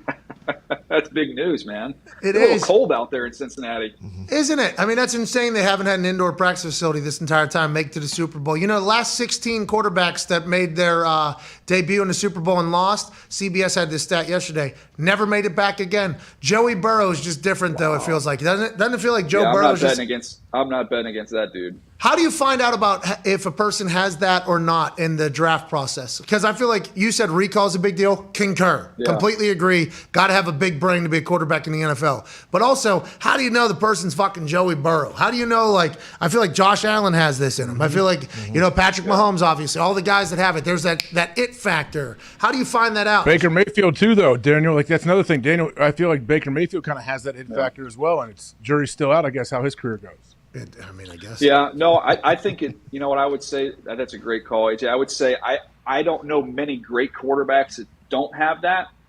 So I think it's kind of like that gets you into the conversation. That's kind of like a prerequisite. You've got to have that. Then once you pass that test, then you can go into some of the other traits and skills and abilities that you like to possess. But yeah, Baker completely has that. But, a lot of it's just talking to guys around him. The thing about Burrow is you just heard about how crazy competitive he was. I mean, you even saw some of the videos at Ohio State with him and, like, some of the tug-of-war stuff. Like, he's just a maniac. You find out how he competed in other sports. Everything I heard about him came back that way. And it's not just quarterbacks. Like, I remember when Nick Chubb was coming out, they had Nick Chubb and Sony Michel out of Georgia that year. And the coaches just raved about Nick Chubb, about this guy's a psycho competitor. Like, you just buy that. So then that one I was, okay, I'm a little low on Nick Chubb in hindsight. Then we have Javonte Williams last year from North Carolina. And I'm like hearing all this stuff about him. And I'm like, oh my God, this is Nick Chubb 2.0. They're like the same guy. So then you buy in on that. And then sure enough, he ends up being a stud. So there's sometimes you start hearing the same things about these great players in the past. You start hearing about some of these guys, and it gives you a little more courage to jump on them. Go ahead, AJ. Dan, okay. The Jags' number 1 pick. Is there any situation in this world where you can see them getting out of that number 1 pick and someone coming and taking it from them? I don't think so. I mean, the only thing I could potentially see happening there would be if Detroit, for obvious reasons, for kind of, if you think about just geography, like Aiden Hutchinson would just be a home run for them. Yeah. If they think, born in Michigan. Went to Michigan, yeah. If Jacksonville wanted it, like if I was Trent Baalke and you said, okay, we're going to take Walker, now it would have to be kind of a gentleman's agreement, but it might be a situation where you said, hey, with Detroit, you're taking Aiden Hutchinson. You guys want Aiden Hutchinson? Okay, we'll flop. You can get him, but I want a little sugar. Just give me a little something there. Tax him a little bit. A little bit. I remember when I was in Baltimore, we were going to take Haloti Ngata. Well, Cleveland was 1 pick ahead of us, and they knew, because they had all come from our place from Baltimore. They knew we would love Haloti Ngata, so they were on the phone and telling Ozzie, like, "Hey, we think we're going to take Haloti Ngata," and we were like, "Nah, I know they wanted an edge rusher. Not me, but our whole group knew that they were probably going to take Cameron Wembley. We were probably 95% sure that's who they would take, but they wanted to just flop back 1 spot and make us pay a little bit of a tax." To guarantee that we got Ngata. And that's why, Ozzie Newsome's so dang good, because Ozzie was like, it ended up being negotiated down to like a 6th round pick. And so you're like, okay, even though we're 95% sure that we're still going to get Haloti, but like we love him enough where just to guarantee we get him, we'll flip you a 6th round pick and we guarantee that we got Haloti Ngata. But sometimes those types of trades happen. Do you study like deeper in the draft? Because I feel like the only thing we know about is the top 10. Like, for instance, our draft spectacular every single year. Yeah. boy, after the fifth pick, we don't know a fuck. Oh, yeah. No clue. It is a good time. Watch, I think us trying to figure out who this player is, and then somebody will have a little bit of information, then we're piecing it together and do that. How deep into this thing do you go, and how deep do you study, and who's somebody that maybe we should think about being a surprise late? So I'll see if I can kind of show you some of this here, if you can see it on the computer. But like, this is like just an Excel sheet, right? Jesus. And it's just, I've got 400 players in there, so it's just my notes. So I just keep my notes in there on these guys. So during the draft, Pat, I've got my computer up, and I've got 400 dudes in here. Like if you just give me like a random player, like let's go Jordan Stout. Give me. Oh, is it the punter? Yeah, from Penn State. Yeah, he's pretty good. I haven't put the punters in yet. Okay. So Smoke Monday. 405 once I haven't got my touch to toe times yet, Pat. I got to. All right, that's a big deal. It's a big deal. Matt Ariza, Jordan Stout, a couple good guys. I mean, think about Matt Ariza's brother is my mortgage lender, by the way. Random. How about that? Hey, Ariza family, fucking doing it. Lending good mortgage. Yeah, for the brand, gives me a good rate. Let me see here. Hey, go to Ariza. Like if you just grab like Dane Belton, right? He's a safety from Iowa, probably going to go in the fifth round. He's a hybrid outside linebacker, strong safety. The kid he's willing to play anywhere. He had 5 picks. He shoots gaps underneath. He's got good instincts. He's got outstanding hands. He's also got some production on punt coverage. He's going to be a really good special teamer. So you've got that on 400 dudes. So just to tell you just a little bit about them when they get picked. Well, you crush it on TV. We're very lucky and thankful that you stopped by today. Appreciate you, man. Good luck the rest of the way here these last 2 weeks. I appreciate you guys. Have a good one. Hey, make sure no bullshit. You know what I mean? Yeah. Mm-hmm. Because when you put a tweet out, we pay attention. We have to because there's nothing else going on. Pat, Go ahead. Do you remember last year, bro? We were doing it. We got to do this again right before the draft because last year we were talking. I think you had just got with Glazer, or maybe you had it with the Trey Lance. Yeah.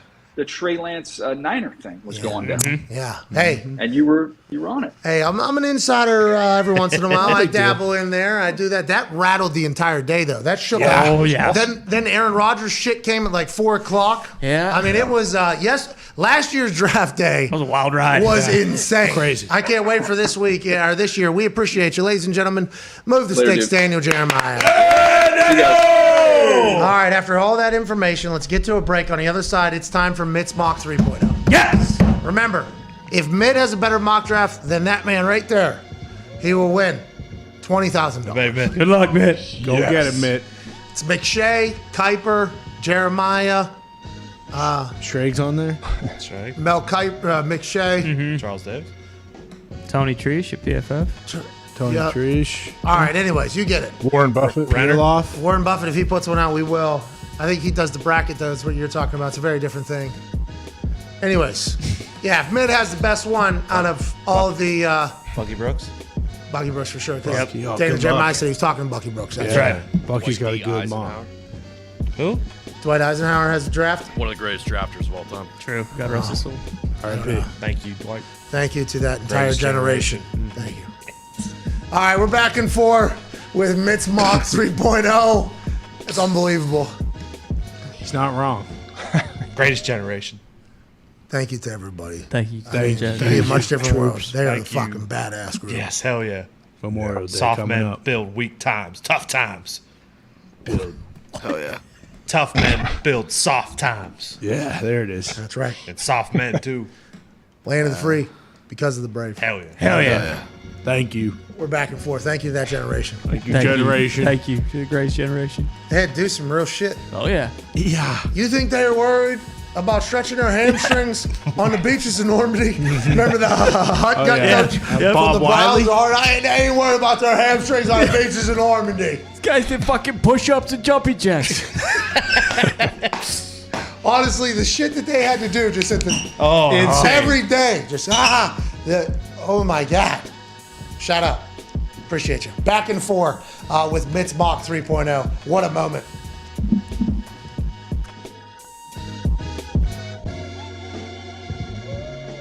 It really comes down to, and pardon my French, but giving less fucks.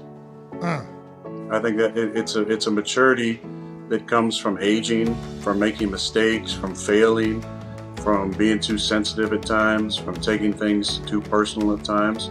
And it's about growth and learning not to be indifferent, because I think indifferent people are terrified of making choices, and it's a cold place to live. It's about choosing what to care about, and the things that you do care about, it's less things. It's not trying to be a part of every conversation or get involved in everything or setting yourself up to be offended about certain things. It's caring more about specific things and less things, and with those things, it's finding ways to solve the problems, because true happiness doesn't come from eliminating all problems in your life. I believe it comes from solving the problems that you have and dealing with the pain and the suffering that is natural in life and is a part of life. It's not fleeing from pain and suffering and running from those things and not dealing with the emotions situations. It's looking at those head on and saying, how can I solve these problems and make my life a little bit better? And that's what I've tried to do the last couple of years, and I've talked about in this show as well. It's about perspective. And I truly believe this, when you focus on the things that you have more than the things that you don't have, you allow yourself to let gratitude sink in. And when the gratitude sinks in, it is always accompanied by joy, because you're focusing on the blessings that you have, not on the things that you don't have, the things you wish you had, the way you wish your life was that much better, you wish you had this, you wish you had that.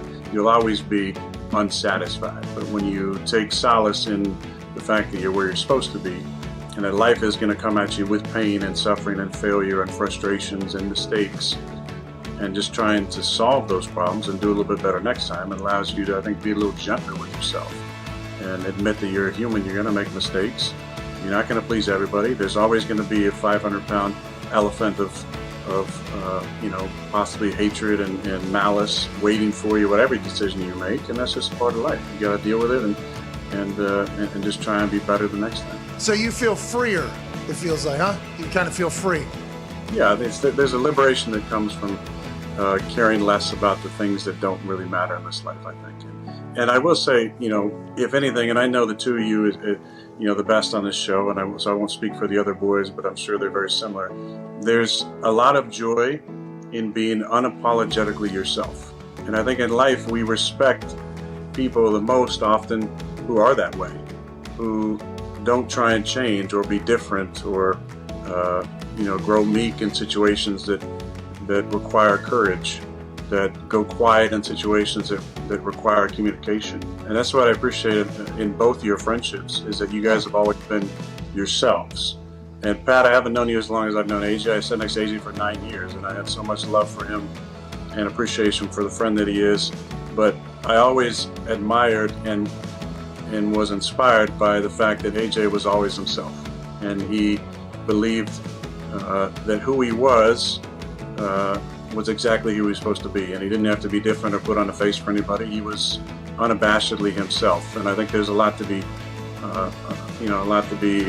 gained from doing it that way. And what I love about you and the boys is that's who you are. You guys show up every single day, not with an agenda, with an open mind, and create conversations around important topics, and then you just be yourselves.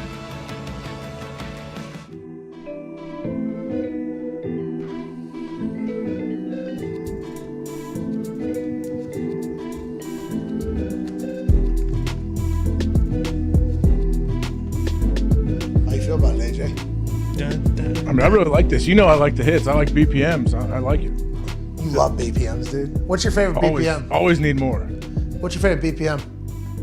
I don't know. Sandstorm is a pretty easy go-to.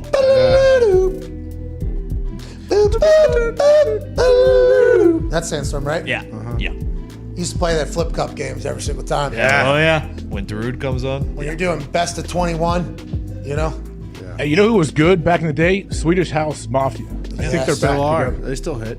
Evanescence also made some bangers back in the day. Oh, yeah. You remember them? What'd they sing? Wake me up! Wake me up inside! Can't wake up! Save me!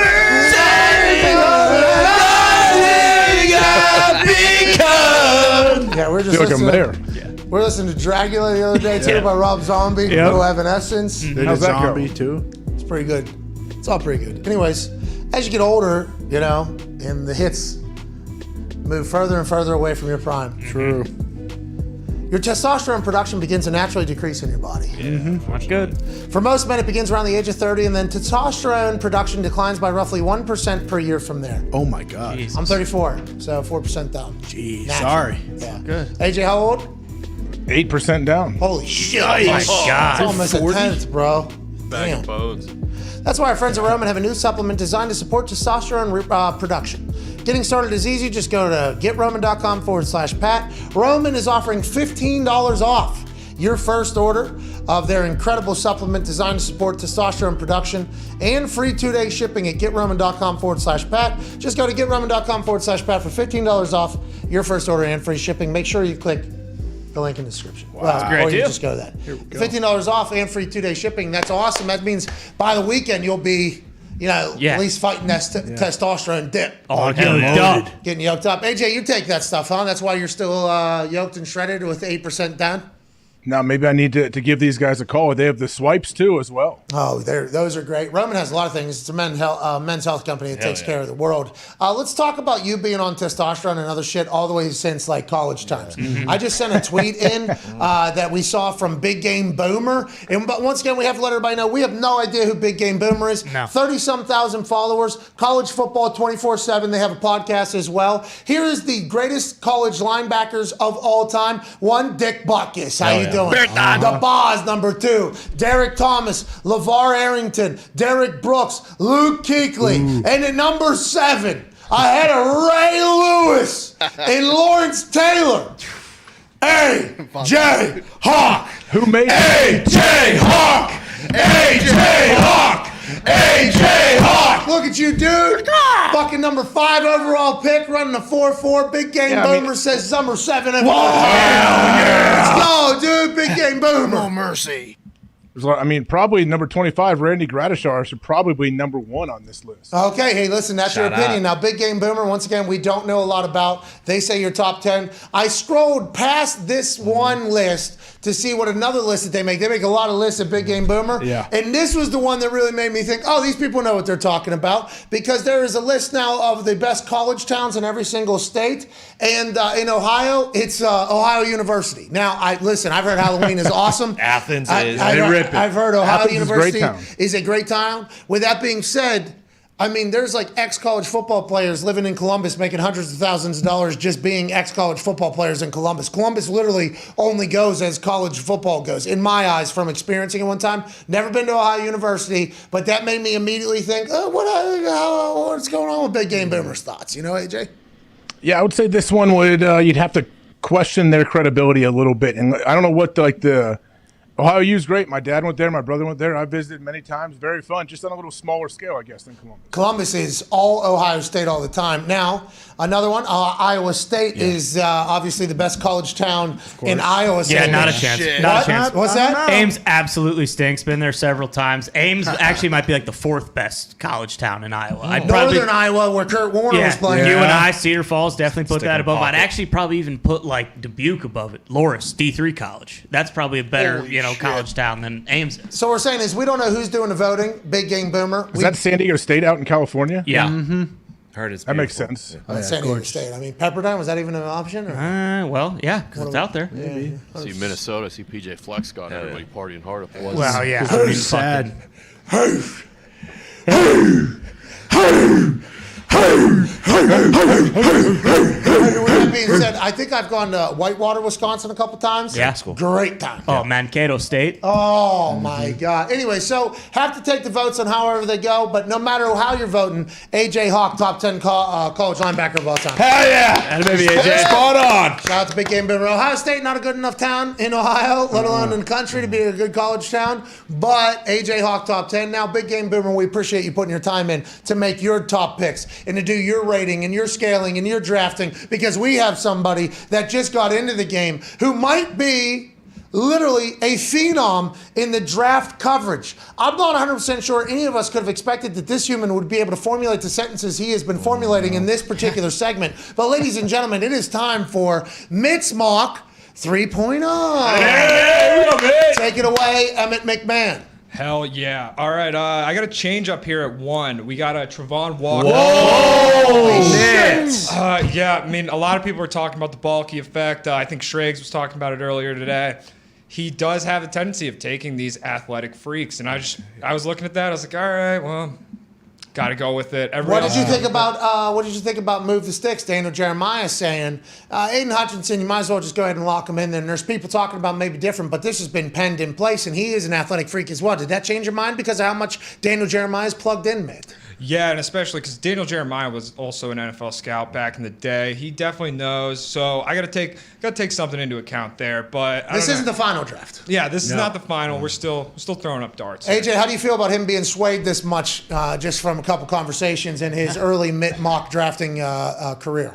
I like it because Mitt, unlike a lot of other people, is following his instincts. Like, he's trusting his instincts, and as they say, whoever they is, they tell you. You always, whatever pops in your head first, you should probably go with it. Got it, baby, Mitt. We like that. Aiden Hutchinson back to Detroit. Congratulations, Michigan man. Yeah, Michigan man. Oh, Michigan. Going to the line. Douche. Then you got Icky going number 3 overall. Icky came from outside the top 10. This is huge. Yeah, Icky can play tackle, he can play guard. They still have Tunsil, but it seems like they might want to move on from him next year. His contract's up next year. They can't tag him. I don't know if they're going to want to pay him. So Icky could either play guard or kick him out to tackle and get away with Tunsil. Sauce Gardner going to the Jets. I think that's the same as last week. That was a lot of conversation. Is that true? Yeah, I'm pretty high on this one, actually. I just think the Jets' defense was horrible. You need to cover corner, and Sauce Gardner's the best in the draft. I think he'll fit right. I just think this is a good pick for them. Thibodeau, we were told by Move the Sticks that the Giants are trying their best to get out of the number 5 overall pick. You say they're going to be stuck with it. They're going to take best available. Thibodeau is the best athlete available. I have had the Giants trading out of in 1.0 and 2.0, but I just kind of this time they couldn't make a deal. Wow, yeah, they couldn't make a deal. Asked for too they much. woke up, they couldn't make a deal, AJ. That'll happen. They asked for too much, and they got stuck here. They had to pick up best available here. Kayvon Thibodeau, best available. He's an athletic freak. Still got Pickett going to the Panthers at 6 overall, the first quarterback gone. Evan Neal, offensive line stud, the guy who did the jump and split at like 330 or something like that out of Alabama. You got him going to the Giants. Congrats to the Giants having 2 picks in the top 10. They're going to be able to do whatever the fuck they want. And then you got the Atlanta Falcons taking Malik Willis. Here we go. Wow. Yep, this is a big move. I just kind of was thinking, the Falcons, why would you give up Matt Ryan and then just kind of let your franchise just stay in limbo with Marcus Mariota? You don't really know what's going on there. He's a player. Maybe. He hasn't started the last couple of years, but I mean, Malik Willis, everybody says needs at least 1 year, so you kind of give the Marcus Mariota experiment a try, let him work, but really you're grooming the young guy.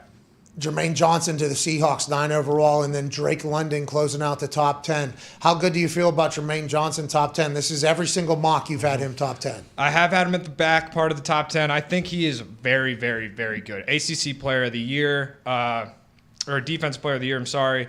I mean, just athletically, he's a fucking freak. He can play edge. I think he can cover. I think he's just really fucking good. And Drake London, first wide receiver off the board here, and why is that? Just because he can play a multitude of positions. Jets really need to kind of amp up their weapons. I mean, they don't have anybody to throw the ball to. So Zach Wilson got Berrios. Yeah, Elijah Moore. I think Elijah Moore fans are not going to be happy with Corey Davis. You're watching highlights or film? You need more than, what, 2 guys? I mean, got I guess you highlights. could put This guy's watching highlights. Smells like highlights. For the Jets, he's watching highlights. It's unbelievable. You need more than 2 guys. So let's get Zach Wilson some weapons. Okay, let's go to the next 6. You did the entire first half of the draft. Wow. Chris Olave going to Washington. Is this because Scary Terry's on the way out, or are there going to be a pair for Carson Wentz? I think you could play this as either, really. I mean, again, there's never enough weapons in the NFL. And also, I mean, you're going with Carson Wentz. You got to surround him with a lot of fucking talent. So Chris Olave, some great film. Chris Olave, great film. I mean, it seems like he's a certified X receiver. He seems like he's really good. So I think it'll be pretty good. Derek Stingley out of LSU going to the Vikings, loading up on the defense, you think? Yeah, I think he'll pair well with Pat P on the outside. And then he really played a lot of man at LSU. Also hasn't played a lot in the last 2 years. A lot of people, his freshman year was their national championship season. A lot of people were talking about him going fucking 1 overall if they were like able to just go out. And then he got hurt 2 times. So it's kind of slid here. But Okay, Jordan Davis, this is who we just chatted about. 6'6", 341 pounds, 12-foot broad jump, 4'8", 40. Big surprise. And I think from our last mock or from other conversation, this is like the most in shape Jordan Davis has ever been. Is that you think he's going to continue on that trend? 13 overall. That's a lot of trust from the Texans, right? Yeah, but I mean they haven't had really a good D tackle since Vince Wilfork, I think. Like, Shout out, Vince Wilfork. It's been a while, and also, I mean, I think Jordan Davis can get to the quarterback too. I know that he came off the field on 3rd down. Devontae Wyatt, who moved the sticks, also brought up. He's really good, and he could go here. I'm just not sure about which Georgia D lineman is actually the best. They all are. Honestly, they're all. You just watched really the film fucking or good. just the highlights? For the Georgia D lineman, I watched all the film. Wow. Okay. What about everybody else? What's going on? We're trying to trust your mock. We assume you watch film on everybody. Garrett Wilson going to the Ravens. Congratulations, Lamar, getting another weapon. That's awesome. Tyler Linderbaum. Wow. Going to Philadelphia. Kelsey, they just signed Kelsey, didn't they? Yeah. Yeah, but I mean. Wow, he doesn't. Oh no! He's going to play guard for Kelsey. a couple years. Yeah, I mean, I thought Kelsey was kind of on his way out the last couple of years. So He took a beer. He just signed a new deal. I can tell you a lot of Steelers people want Landon Baum bad. he is a good player out of Can Iowa. confirm he a is one of fucking Kirk's stud. dogs. Really? Hey, so they're gonna. AJ said maybe he'll play guard. He's center though. This guy's Highest graded center coming out of college. No, in a I'm long saying time. they don't. Whoa. They have one of the most recognizable centers in the league right now. that they just re-signed. I mean, maybe Mitch Mock 4.0 looks differently. We don't know. Matt Corral to the Saints. Oh, here we go. Sit behind Jameis. Mississippi right there. Louisiana right there. There are probably a lot of Saints fans actually in Mississippi. Yeah. That fit perfectly. Oh, yeah. And Matt Corral ran basically like, I think it was above 70% RPOs last year. So he has fucking talent. And also, like, in the NFL now, you're seeing a lot more RPOs come in. So I think Matt Corral, that's why he's rising, I think, on a lot of people's boards, is really he fits NFL offenses really well. That's 3 quarterbacks taken in the top 16 picks in Mitt's mock. That would be the over of 2.5 quarterbacks in the first round, which I think is at what, plus 145? Let me Or find minus 145? I forget what it is. That's a bet, though. 2.5 is the amount of quarterbacks for the first round. You have 3 going into first 16. Desmond Ridder also sneaking in there. We're excited to keep up with Mitt's Mock 4.0. Ladies and gentlemen, this has been Mitt's Mock 3.0. Good job, man. Hey, he's unbelievable, isn't he? Locked in. I love it. I do. I love it as well. Go ahead. The quarterbacks drafted in round 1 has moved to 3.5. Ooh. Under being minus 172, over being plus 124. 3.5. So is Desmond Ridder going to hit, or Matt Corral is the question? Still think it might go over. You think 4? Yeah, I mean, the NFL, we've talked about it many, many times. Like, soon as, like, especially if Pickett and Willis go as high as Mitt has them in the top 10, there's going to be some teams talking about the football team. You know, what if the they don't? Saints, What if the it's Mac Jones? Steelers, Oh, yeah. The Lions at 30. The Lions at 32 may be the over 4 there. Yeah. Kicker. Oh, get it late there. Yeah. Didn't use our first pick on it because we got Goff at 30-some million. But if Desmond Ritter's still sitting there, why not? This guy could be a guy. Perfect draft. MCDC would love Desmond Ritter taking Cincy to the college football play. Give me Hutch and give me Ritter. Perfect draft. Also, shout out MCDC. Happy birthday. Happy birthday, douche. Happy birthday to my cousin Christine, too. Happy birthday, Christine. Happy birthday to everybody else that has birthdays today. Happy birthday, everybody. April 13th. Birthday's a lot better to celebrate than the other day that we normally have to do, which we don't like doing and we hope never have to do again. Yeah. Happy birthday, everybody. Happy birthday, everybody. Let's go to the 5 Energy phone lines here as we wrap up this gorgeous Is there a show. monsoon over there? Yes. Big time. Raining cats and dogs. Well, also that microphone, Mitt's microphone, is shooting straight up into the sky. I'm probably going to have to turn that off, Mitt, not because of you, but because of the current. It's been off.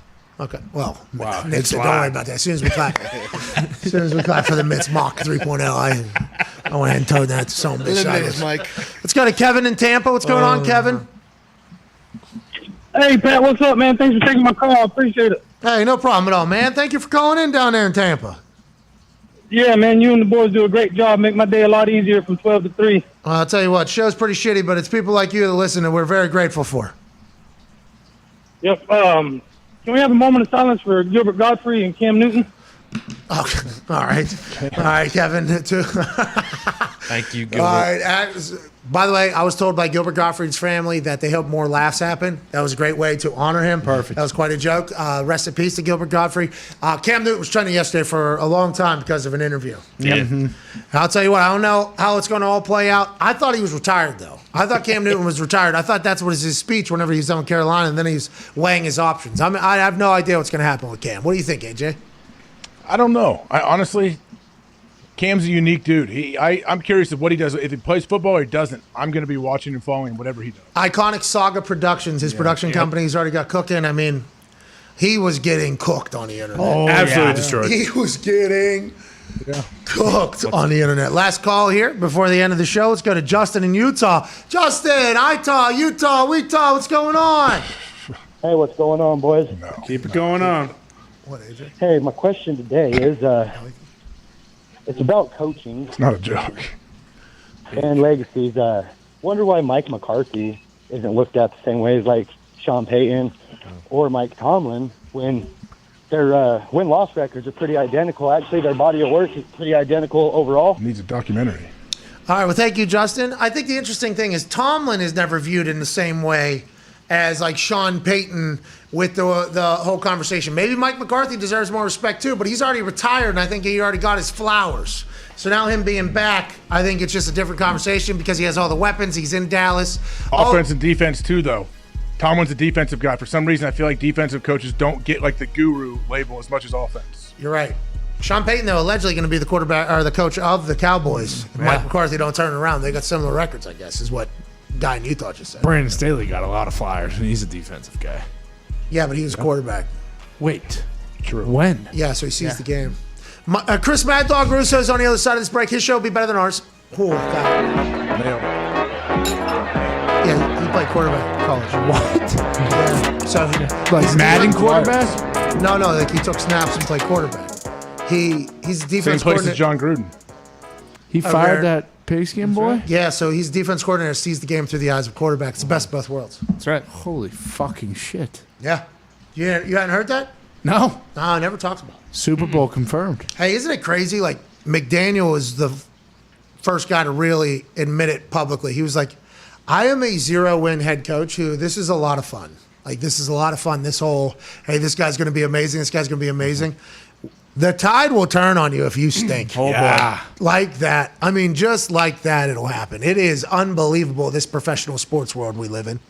It doesn't matter, I feel like, what your personality is, how much people may like you or hate you as a person. If you win, cool, you can do whatever you want. If you lose, you're going to get annihilated. Mm-hmm. That's society, isn't it? It's business, baby. Hey, be yourself. Be authentic. Do it your way. Don't try to do it the way someone you think you should do it, I think, then. Because, hey, either way, you're getting fired probably. That's why, either way, you're At either some retiring point you or will. getting fired here. Mm-hmm. You're either walking out of here and never coaching again, or you're getting fired because they stink. Mm-hmm. And you're going to have to move to another city again, with your family, just like you've done your entire life. Ain't that right, Mitt? Yeah. He said yeah. Okay, Mitt, how many different schools did you go to growing up? I moved 9 times. I think I went to like 12 different schools. Nobody thinks about that. That's coach's family right there. That's coach's family right there. It's a lot of Hey, buddies. Mitt, you've done good, bub. Had a baby, man. Bad boy, man. Were you worried, Mitt, like making new friends at a new place because you knew you were probably leaving eventually? After like the first 2 or 3 times, no, you kind of just push that to the side and kind of move towards. I mean, you do it enough that I moved 3 times in 3 years, so like you do it enough that you just kind of get used to it. Yeah, and you come into the new school, and obviously you're incredibly cool and handsome. Yeah. And you just say, hey, I'm probably not going to be here in a year, so let's have a hell of a run here, boys. Is that what you say? Yeah. Yeah, and I mean, like being the new kid, everybody likes you. Everybody likes the new kid, so Well, it's fun. See, that's not what I heard. I don't know about that. I've never been Yeah. a new kid. I went to the same school. All the girls, you see a hot new kid? Oh, you're talking about, Remember what's the his name? Titans? Emmett? Emmett? No, he goes by Mitt, bro. Yeah. He's the man. He smokes so much weed. Bro, he's only 12. Yeah. That's just how he is. Sick in football. Wait until he's so cool when he gets a playoff allowance. Jeez, what's that all about? This guy's an asshole. Thinking Mitt talks about getting his playoff allowance a lot. Well, that was a real thing. That was almost a conversation that happened this past offseason whenever a team's coaches didn't think they were getting a playoff bonus, which the whole family that has moved like 15 times and got to that spot. It's like, hey, that playoff bonus was just like accounted for already. Like, hey, we need this thing. But Mitt, we appreciate you, brother. We really do. Let's talk about a guy who didn't feel appreciated. All right? Allegedly. I don't know. I haven't listened to the clip yet in its entirety, but it does sound like Baker Mayfield is done with his time in the Cleveland Browns, whether the Cleveland Browns like it or not. He was on the You Never Know podcast, YNK, with Mike Stud. I can't make the sound he makes, but he's an incredible musician who is friends with a lot of these guys, has a great podcast over there. Baker Mayfield stopped by the couch with either his dog or Mike Stud's dog, not giving a single fucking sleeping the entire time, and he had this to say about his time in Cleveland. Right now is like, I really, truly, honestly have no regrets of my time in Cleveland, of what I tried to give to that place. Right. And true Clevelanders and true Browns fans know that. And that's why I can walk away from the whole situation feeling like I did it. And now, do you feel like the way the office has handled it has been disrespectful to you, given where you came in and where they are now? And I mean, yeah, the respect thing is like, it's all going to be like a personal opinion. Yeah, like, and I feel disrespected 100%.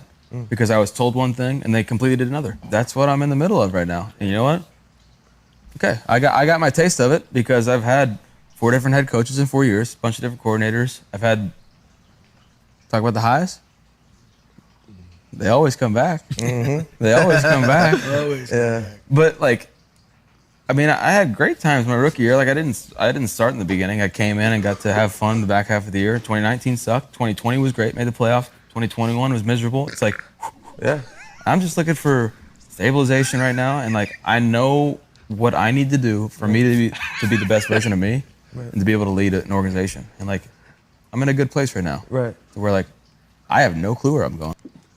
All right, well, we just obviously credit Mike Stud. Zito dropped in the middle of that video and did not expect that. What are you laughing about? Well, I was like, hey, we need to give credit to these people. You Never Know podcast, like we need to give them credit. Zito just got it from a tweeter, from YouTube or whatever. So he tried to drop a credit in the middle of that, and I think Zito just panicked and he didn't know exactly who. So we apologize. We appreciate them doing that. With Baker's conversation, I mean, everything he's saying there is valid, right? But a lot of people would say you're the quarterback of the team, so the ups and downs is, more so on your shoulders than anybody else's. But 4 different head coaches, bunch of different coordinators. I can understand how he feels the way he feels and why he feels the way he feels, but this is a business, like that. This is what this is. There's a chance you're going to get fucked over, and that's just, a part of it. I guess he's got to buy into it. It happens at every other position on a very regular basis, where they bring in somebody or they say, hey, you're going to be with us next year. Then they bring somebody in that's younger, cheaper, better, or whatever, and you're just kind of a side thought. This happens in the NFL a lot, in the entire roster.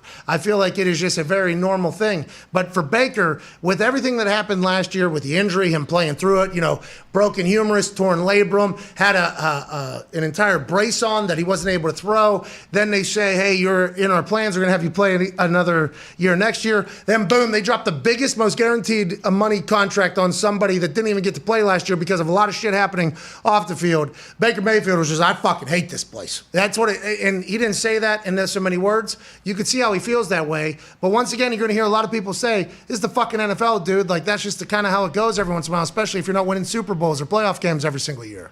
It's cold business, man. It truly is. It's a business. They're not, unfortunately, your feelings don't matter. And that's why it's a big bonus that you get paid a ton of money. Everybody who plays in the league gets paid a bunch of money. Quarterbacks more than anybody else. But yeah, I guess the hard thing is any professional athlete, you're not going to get sympathy from people. Anybody. No matter what happens, like with your professional life, even like horrendous, terrible things. You have an injury your first year that your career is over. Yeah, you feel awful. That person's dream is gone. But people obviously that have real issues in life trying to fight to survive or fight to put food on the table. Yeah, you're not gonna gain much sympathy. That's the hard thing, no matter when you're in Baker's situation. And once again, I don't think Baker's asking for sympathy, by the way. He was just answering a question on how he felt. I give him credit for being honest because Yes. he's true. I think a lot of people would feel the way he does. I'm not saying you need to everyone would come out and say that, but I'll give him credit for telling us, I feel super disrespected. Yeah, and I honestly, once again, I don't think he was doing it as a cry for like attention or anything like that. I think he was just talking and addressing it. They were running that video on SportsCenter. I seen it whenever we went out to the break. This is going to be a big conversation piece in our world for now, because we had been wondering since the Baker Mayfield's team has requested a trade from the Cleveland Browns. And then this is before they signed Deshaun Watson, while they're still negotiating probably with Deshaun Watson. The Cleveland Browns have anonymously said, we don't give a fuck if Baker Mayfield wants to be traded. And then Baker's team responds with, we feel like the relationship is too far gone. We'll never be able to get it. We will still be asking for a trade. And the Browns said, we don't give a fuck. Also, Deshaun Watson, we just signed for $230 million. That was literally within like a 24-hour period. All of that just happened. And now they're like, well, we might need Baker to play, actually, because we don't know if Deshaun's going to be able to play. It's like, wow, this is very public, very interesting. There's a lot of emotions, and there's a lot of money and future, livelihoods on the line here. Appreciate Baker going in there and talking, though, for sure. And I can kind of understand where he's coming from, but also the fucking NFL is a business, and it needs to be looked at as such. These guys didn't draft him either. Sorry, these guys did not draft him either. He was drafted by another front office. I was told by somebody, hey, remember, they didn't draft you. There is zero allegiances to you, is what I was told. And I was like, oh, great. This is a good relationship. Seems like it's going to go well. Yeah, your success doesn't go on their resume, really. Yeah, like, actually, we'd rather get a new guy who broke all your records, because then, we got him. We replaced that guy. But yeah, I mean, I guess we'll franchise tag you for another year. All right, thanks. This relationship's going to go great, I can tell. Go ahead, Diggs. Baker was also asked where he thought he was going to play next, and then he said this would have been a week and a half ago, would have said Indianapolis, but then he said Seattle was probably the most likely option now, even though he has no idea. Okay, so that's like if he was to play somewhere, where he would like to play. Yeah, give me DK Metcalf. Yeah, get Ty Lockett. Didn't he say something about going to some like cubicles of writers? Yeah, he said he wanted to boo the shit out of them. Boo them as in scare them? No. Like, I think like boo them, like tell them they stink at their job, like everybody does to him, like handling that basically as I think in life. Not like a boo. It's the Baker goes. Yeah. Yeah, it's not like a ghoul, I don't think. I know. I thought he said he'd want to show up and physically assault them. That's what I thought he was talking about. Oh, no. I think he was talking about how people are just okay to say whatever they want to athletes, whenever they want, however they want, even though the athlete is much better than them probably in the sport that they're talking about and life and business and everything. But you could tell them that they're the worst human on the earth because they threw an interception with a brace on. In that sport. Hey, that's, by the way, that's also the NFL. Yeah, that's right. So I appreciate Baker being very honest about all these things. His thoughts are a lot of people's thoughts. But once again, to your point, like nobody's going to give a fuck. It's an uphill battle. It's definitely an uphill battle for you. And he's not asked. I would like to. We do not believe that he's going on this podcast to ask for like, hey, feel bad for something. I think he's just finally getting his side of everything out there. I think you guys came up with a great idea. Progressive or whoever it is, now that he's not on the Browns, won't be on the Browns anymore. Oh, yeah, his ghost should be in the stadium, in the house. Oh, the ghost of Baker Mayfield. Yeah. And there should and they should have Deshaun should be in that house now, and Baker's haunting him. Ooh, insurance against ghosts. Now we're talking. Yeah. Don't check any of the closets though. Yeah. Find that. Hey, who's that cop that form tackled him too? That was fine. What's that, buddy? I said, get that cop that form tackled him back in the day too. Bring him in the commercial. That really. I see it in my head as soon as you mention it, by the way. As soon as I'm just happy he's alive, man. His head could have smoked that big old curb and been dead. Now, hindsight, if we're Baker, he could have went up and out. He would have got, right? I mean, that dude was on him. That dude closed very quickly. Yeah, but it was like me tackling Trenton Holiday. That guy only had one line that he could have got. If Baker stutter steps there, I think, you think you could stutter step in that situation on a dime? We're talking about a guy trying to run from the cops while hammered drunk. I've never attempted to do it. What's that? Zito just said, do you want the video? No, we all know it. Baker doesn't deserve it. He's going through it. He's going through some shit right now. Hopefully he ends up in a home and plays great football. I want him to make $1 billion. I want everybody to do that. He'll be somewhere. He'll be in the league. He's probably going to be on the Browns. Yeah. Maybe. They're in a weird spot. What if Deshaun's suspended next season and not this season at all? And the next season's like 20-some million or 40-some million, whatever it is. Jacoby. The NFL's like, cool, yeah. You guys did that for flexibility. Cool. Well, we're going to – this year his fines equal $19 million. None of the civil cases will take place during the 2022 season. Is the new information out? His attorney, Busby or Harden? Harden is Deshaun. Harden, his attorney Harden said that all those cases will begin in March of 2023 or whatever. I don't know how they control that. Deflategate situation. Yeah, it'll be suspended. So does that mean that nothing happens to Deshaun most likely from Goodell this year? That's what I believe is what was being stated. Yeah, I'm sure it won't be loud. No. Just drag this thing out for as long as we can. As long as possible. Yeah. Other stadiums will show Deshaun the utmost respect, I'm sure. Absolutely. Yeah. Especially in the AFC North. Oh, yeah. You bet. Oh, they're very nice fans. Yeah. The Ravens Best. fans, Steelers fans. When they come to New England will be very cordial. Oh, yeah. They're going to struggle to put them on primetime, I bet. There are a lot of football cities in the AFC. Yeah, and if they're good, too. I guess it's predetermined, A though. lot of good football cities in the AFC. And they're playing the AFC East, so add Buffalo, MetLife, New England, Miami. That's forever, though. Yeah, exactly. A lot of passionate fan bases there. Hey, I love, like, those football towns. You know? I love them. I like when they like Pittsburgh's a funny one. Like Pittsburgh's great. Like how passionate Pittsburgh people are, not only about being from Pittsburgh, but loving the Steelers in every team there too. Like, Not that's every my team. favorite. The Pirates fucking stink, okay? The Pirates need to be sold. Great state. Love the stadium, though. Oh, beautiful Stadium's the best park in the fucking league. You know what I mean? Just Best in the bigs. Best ever. Best by far. You hear that? Pittsburgh loves that. Hates the team. Hates the team. Well, not the players. Hey, the thank players. Nothing wrong with the players. Hey, you guys stink. That's not your fault. You can't fucking pitch. You can't fucking hit. You can't make to the fucking playoffs. Not your fault. Okay? You guys are outmatched, outwitted. You're outskilled. You're outpaid. Everything like that because nutting the owner is terrible. But aside from that, and listen, opening day yesterday, place was packed out. Sell out. Gorgeous. Packed out. People were Was playing it really? flip cup in the gold lot. I mean, Opening day is always I sold seen out. 35-year-olds, 40-year-olds playing flip cup like we're back in fucking high school on IG stories. I'm like, 34,000 there yesterday. boom. They'll show They'll up. continue that the rest of the year, right? Absolutely. Unless Zambelli firework night or not. Is it Jason Kendall bobblehead night or not? Are they both going on the same time? Get 34,000 back in there. 9,000 there today. They are dominating the Cubs. Right Are now? you serious, Nick? Oh yeah. Well, everyone had to go back to work today. They're up 4. It's a 1 o'clock game at home. Cubs stink, dude. No. Just an off day. Who is good? Red in Sox. baseball? Red Sox are nasty. Well, No, they're not. They stink. Yeah. No, they're absolutely dominating right now. Absolutely The dominating. Dodgers. Who they play? They haven't fucking played anybody. Yankees. Yeah, they lost 2 out of 3 to the Yankees to start the season. Yeah, but now So- the Yankees are falling off. How many games are we not in? We're really. like third game. You lost 2 out of 3. You guys are 1 and 2. We got the No. fifth game tonight. Yeah, we're about to be 3-3 Already? No, excuse me. Yeah, they play every day. 6 tonight. games. 6 Yeah, games.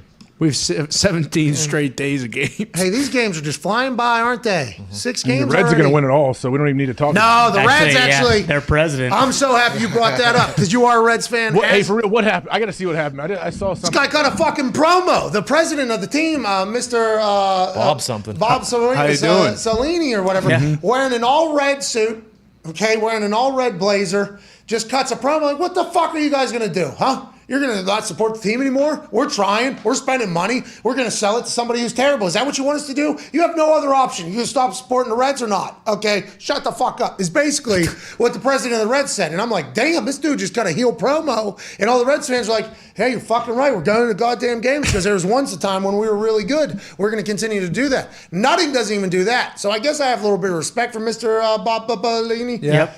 Bob Bellini, I believe. Baba Bellini, yeah. Baba Bellini. doing that. But he pissed and shit on all Reds fans in a matter of a second. Yeah, let's run this clip. We have it actually. That's the bottom line. Sloaney asked you about the quote, show little faith in us, right? Yeah. And I saw you got right to the coals. So got you have killed people tonight. who say, look, faith is earned, 15 years of ownership. They haven't won to the extent that we would like. And so you had my faith, but you've lost it. Why should that fan maintain trust in you? Well, where are you going to go? What are you gonna do? Let's start there. I mean, sell But the that's- team to who? I mean, that's the other thing. I mean, you want to have this debate. You know, if you want to look at what would you do with this team to have it be more profitable, make more money, compete more in the current economic system that this game exists, it would be to pick it up and move it somewhere else. And so be careful what you ask for. You know, I think we're doing the Opening best day. we can do with the resources that we have. We're no more pleased with the results than the fans. I'm not sitting here saying anybody should be. I'm not polishing any trophies in the office right now, and that's what we're here to do. But, you know, the bottom line is, and I do think we've had to shift the discipline. We've tried a lot of things that didn't work.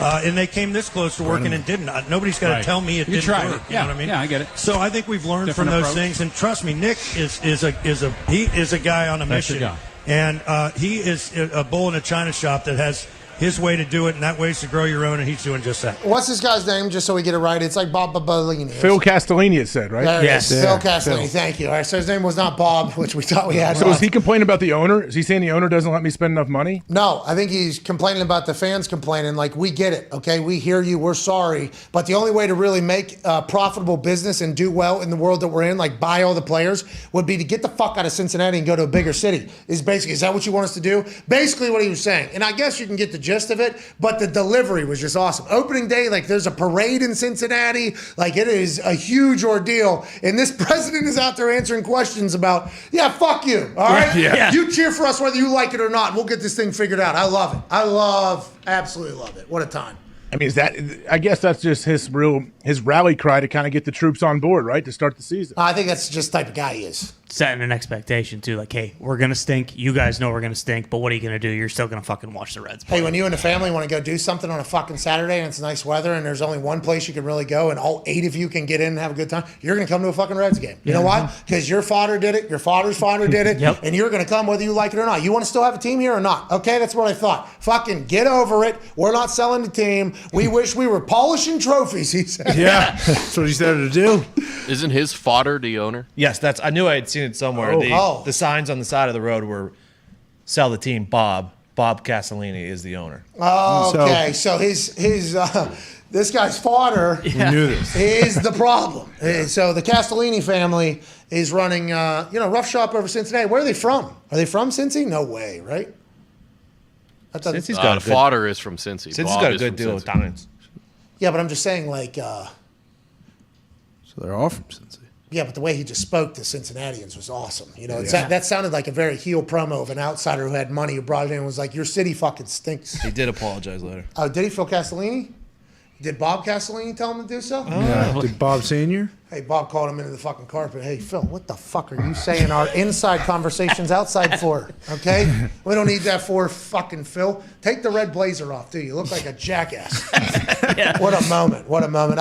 Nutting doesn't talk at all. Or the nutting sperm. They don't talk at all. So we have no idea why they're fucking over the city of Pittsburgh the way they do. But we learned a lot about Cincy. Oh, no, he trotted out yesterday to talk about the big deal they signed. So that was about it, though. Here we Nobody go. asked him about What was the selling big team. deal? Brian Hayes got 8 years, $80 million. Yeah, highest paid pirate in history.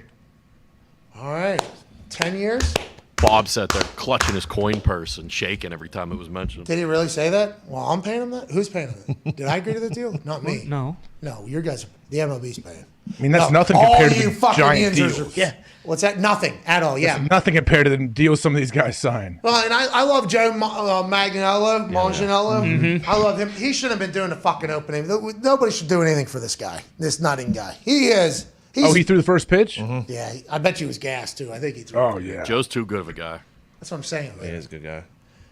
And I understand the Pirates fans are going to show up on opening day because, it was good weather. It's opening day. It's a drinking occasion. And you can go drunk in a parking lot. Correct. I understand that's the case, but they need to turn their back on that guy and make him forced to sell the team. But I feel like he would cut a similar promo to Phil Castellini.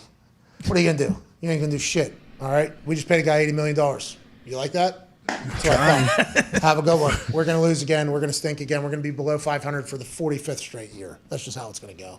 The Reds had glory days, right, at one point? Looking Big red machine. I think they're very and I think they're very upset because they were good last year in the last few years, and then they kind of just let everybody walk Rob this Dibble. offseason. I remember when Pete Rose. Castellanos, they let go. Yeah. Joe Morgan. Yeah. Yeah, you guys remember? You remember when they were in their prime? Yeah. Bad boys. Of course. I don't know anything about baseball. Fucking Johnny Bench. Oh, dude, he had a Bench. rocket. Johnny Yeah. Bench had a rocket. About right? Ken Griffey incredible Jr. was pop there for time. a while. Could throw it from anywhere. He's great. Yeah. I mean, he Chris was throwing Sabo. people out. Chris Sabo yeah. and the Rec Specs. Yeah, Scott Rowland. You remember when Jason Kendall used to roll into the Cincinnati Reds and just fucking wreck everybody with no gloves on? That's right. Rake. That's awesome. Baseball stinks. So many Jason Kendall references here. Absolute the legend. best. Yeah. Literally the only He's a guy great player. Fun fact: he is the second highest contract of all time. in Pittsburgh Pirates history. He Worth it. fucking earned it. Yeah, too. worth every this guy, penny. I don't know about this. I hope this guy. That was 20 years ago. A little inflation difference too with how much money he's getting paid. Koch was third, yeah.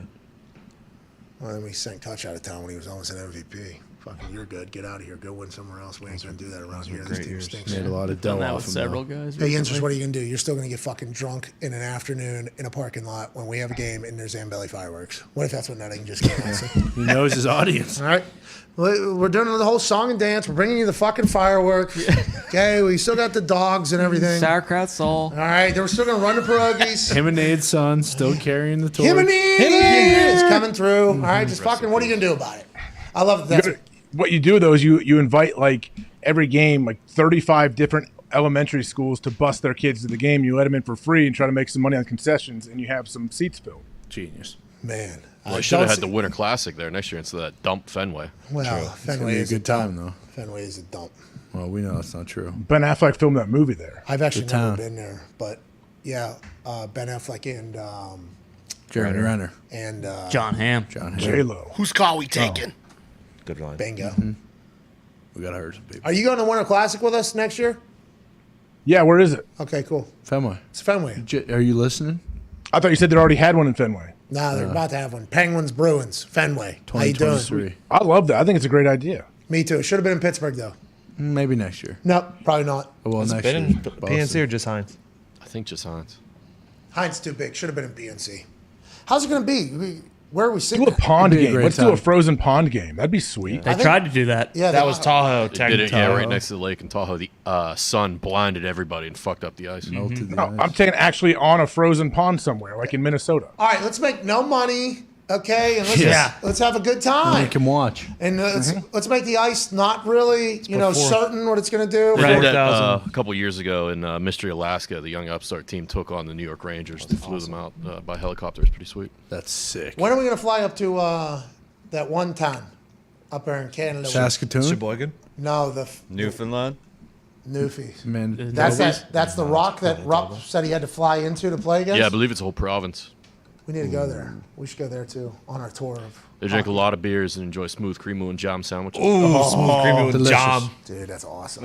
What was that? Tiger tail? What was that other Oh, yeah, thing? Tiger it's tail. Tiger. Licorice Tiger. ice cream. Don't eat that. Sherbet with black It's black not licorice. sherbet. It's orange ice cream. Listen, dude. Jaeger and orange juice. It's disgusting. Hey, Jaeger's making a big push to come back. I thought it was dead. I saw Post Malone in the commercial. There's a lot of people who just have stuck true that I know to Jaeger. Which To is Jaeger? That's Yeah. insane. Really? like Yeah, I still have my Jaegerator in the kitchen. Hard living. Dude, No, you don't. Jaeger bombs almost deleted everybody man. from the earth, dude. Jaeger bombs are awesome. Those things were. Jaeger bomb, Jaeger bomb. Does have a Jaeger cool logo.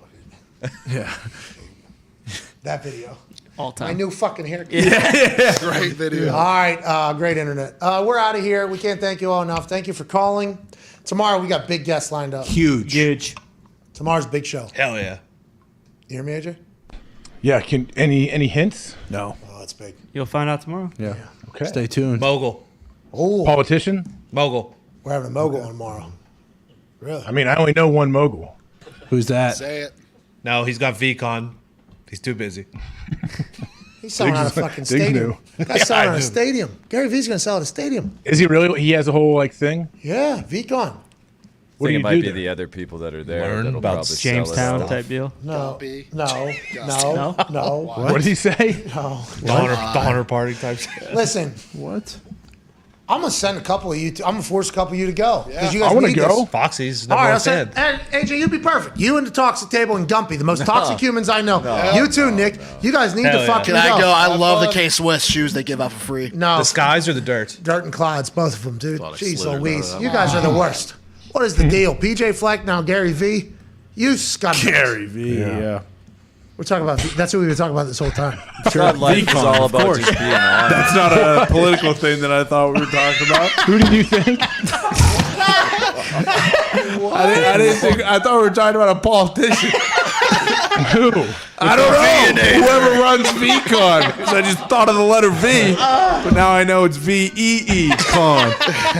Makes a lot more sense. All right, let's It's a get out clever of here. name too. It is. It's great. I'm going. I can't go. I got to work. You guys are going. Oh, No, yeah. I gotta work too. No, you're off. Actually, I gotta shovel snow. no, you got your time. You got your time off. Shovel snow. Time and a I got half. garage sales to go to. Yeah, well, actually, is it at a garage sale? We don't know if he's turning the stadium into a garage show or not, but you boys will go and hopefully turn your fucking lives around. You Probably all learn more about life shoveling snow or going to a garage sale. Well, hold on just real quick, though. You all need to drink a little bit of positivity for tomorrow's show. Thank you. Okay, the boat didn't deserve it. The I agree. VCon didn't deserve it. Fuck you. You literally, you started this entire thing. All right, I hope you all find a little positivity Come before on, guys, tomorrow. listen to him. Us three, me, Diggs, and you are the only three pumping Hell up yeah. PJ Flex, so I figure we're on the same team. All right, just real quick. All right, just because you're number 7 overall linebacker in the history of college football doesn't mean you can be as toxic as you have been. You two need to dial it back a little bit. That's right. I mean, Come on, if guys. I go to VCon, I will bring cyanide with me. And I will chew that cap. If you send me to VCon. Stop it. He's bringing together iconic Aoki? leaders from Steve way. Aoki, Greg Wait, isn't Billion. VCon in Minnesota? You could stop at the fucking Gophers Snoop? Stadium. Yes, dude. It's Well, everybody. It makes sense, too. The greatest fucking snake oil salesman of our No, time. no, PJ Fleck together at last. What is the deal, dude? Gary, I would like to let both those guys know that I do not agree with what he You want said. to buy the tickets now? Yes, please. Sold We out need stadium, 20. right? We need 20 of them, please. We It's already sold out, I We thought. want in top row. What's that? It's in Minneapolis. Yeah. All right, let's get out of here. Dan Rue gonna be there. That motherfucker kills it. I have never seen a guy with more competitive stamina do it. I mean, he fucking hits that thing, dude. He does, doesn't he? Yes, he does. He's on a horse in real life with no horse I every day. can't buy it. Huh? I can't buy it. Sold out, right? Get out of here. No, We're trying- I have to use that ETC money. Oh, you need Ethereum or yeah, Bitcoin. fucking- Snoop's the leading guy. Well, Snoop, I go see Snoop and Gary V. Ava Longoria's gonna be. V. All right, I'll go. Thank you. Thank you. You are you respect. Oh, Aoki's gonna be able to throw a cake. Fucking right. We saw his picture. I think Guy Fieri's there. What? That's now gangster. I think I saw a photo. Yeah, I'm not Guy sure. was born in Ohio. He's an Ohio guy? Yeah. Where at? I think he was born in Columbus. Let me see. Oh That's my not God. the best college town in Ohio, but Not. it is a good town. All right, we're out of here, okay? You guys all need to find a little something to make you feel a little better and speak more positive. Come on, guys. Tighten it up a little bit. Let's have a better Thursday. Oh yeah. Jesus. All right, we'll have positive Thursday tomorrow, all right? Hell yeah. Okay. Looking forward to it. All right, we'll do that tomorrow. Here we go. Positive Thursday. Hashtag PMS Positive Thursday. All right, we announced all the winners today for all of our contests that we haven't caught up with. We should be good. We're all the way back, I think. So now there's even more contests that are about to take place. Shout out to Cash App, by the way. Shout out. Use hashtag PMS Positive Thursday, you know, and try to guess who the guest is on tomorrow's show. If you get it right, you'll be put into a group to randomly win. This son of a bitch. This son of a fucking bitch. Take a screenshot. All right, and we'll give away 5 people will win $1,000 each. Okay? Holy shit. And that'll hopefully be. And say something nice to somebody and put your cash tag in there. Hashtag PMS Positive Thursday. Try to guess who the guest is tomorrow. As you have seen, it's mostly friends of the show coming on the show as of late because we do not have a booker or whatever. If you get that right, you will be automatically put into a group. And then randomly selected to win. You have to have your cash tag and you have to have say something nice and positive. Okay. Here we go. And you tweet that, you potentially be one of the 5 winners of $1,000 each. You have to have your cash tag. Before we do the positive thing, did you know that Guy Fieri's a fucking liar? Whoa. His, You don't say. his last name is Ferry, Ferry. He All right. changed it to. All right, listen. I don't need to hear Fraud. that right now. I That's just probably found not, this that's out. fake. That's fake news. That's not real. Who cares? Okay. He's fucking Guy Fieri. Okay. You don't even get it. You don't All right? get to just pick an Italian name. His middle name's Ramsey too. Kinda weird. That ain't gangster. Ramsey. Okay. After Jalen? Hashtag PMS Positive Thursday. Yeah. We have to reset this. Is his first name actually Guy or no? Yeah, it is. That's fucking name. the only Yeah. true thing Guy about is it. gangster. Guy Guy is Lafleur. gangster name. So I mean, he doesn't deserve this either. It's been a rough day I today. thought he was Italian. This is why we need tomorrow. We need tomorrow. Hashtag PMS Positive Thursday. Your cash tag. Guess who's going to be on the show, and then also say something nice to somebody, and you might be one of the 5 winners of $1,000 each. Okay? Hell yeah. Sounds good. And everybody needs to relax, stay off the internet for a day. Okay? Stop learning new stuff that we need to know about that maybe changes our opinion on people. We don't need to do that. Maybe just judging people for what? Leading cults, I guess. That is your guys' thing over Not here. me. This is cults all the time. Being all right? good football me. coaches. Yeah, geez. Rowing the PJ boat. Koresh. Steve Aoki is not from Columbus. He's from Miami. Okay. It's a good factoid. All right, we'll see you guys tomorrow. Bye. Jeez Louise.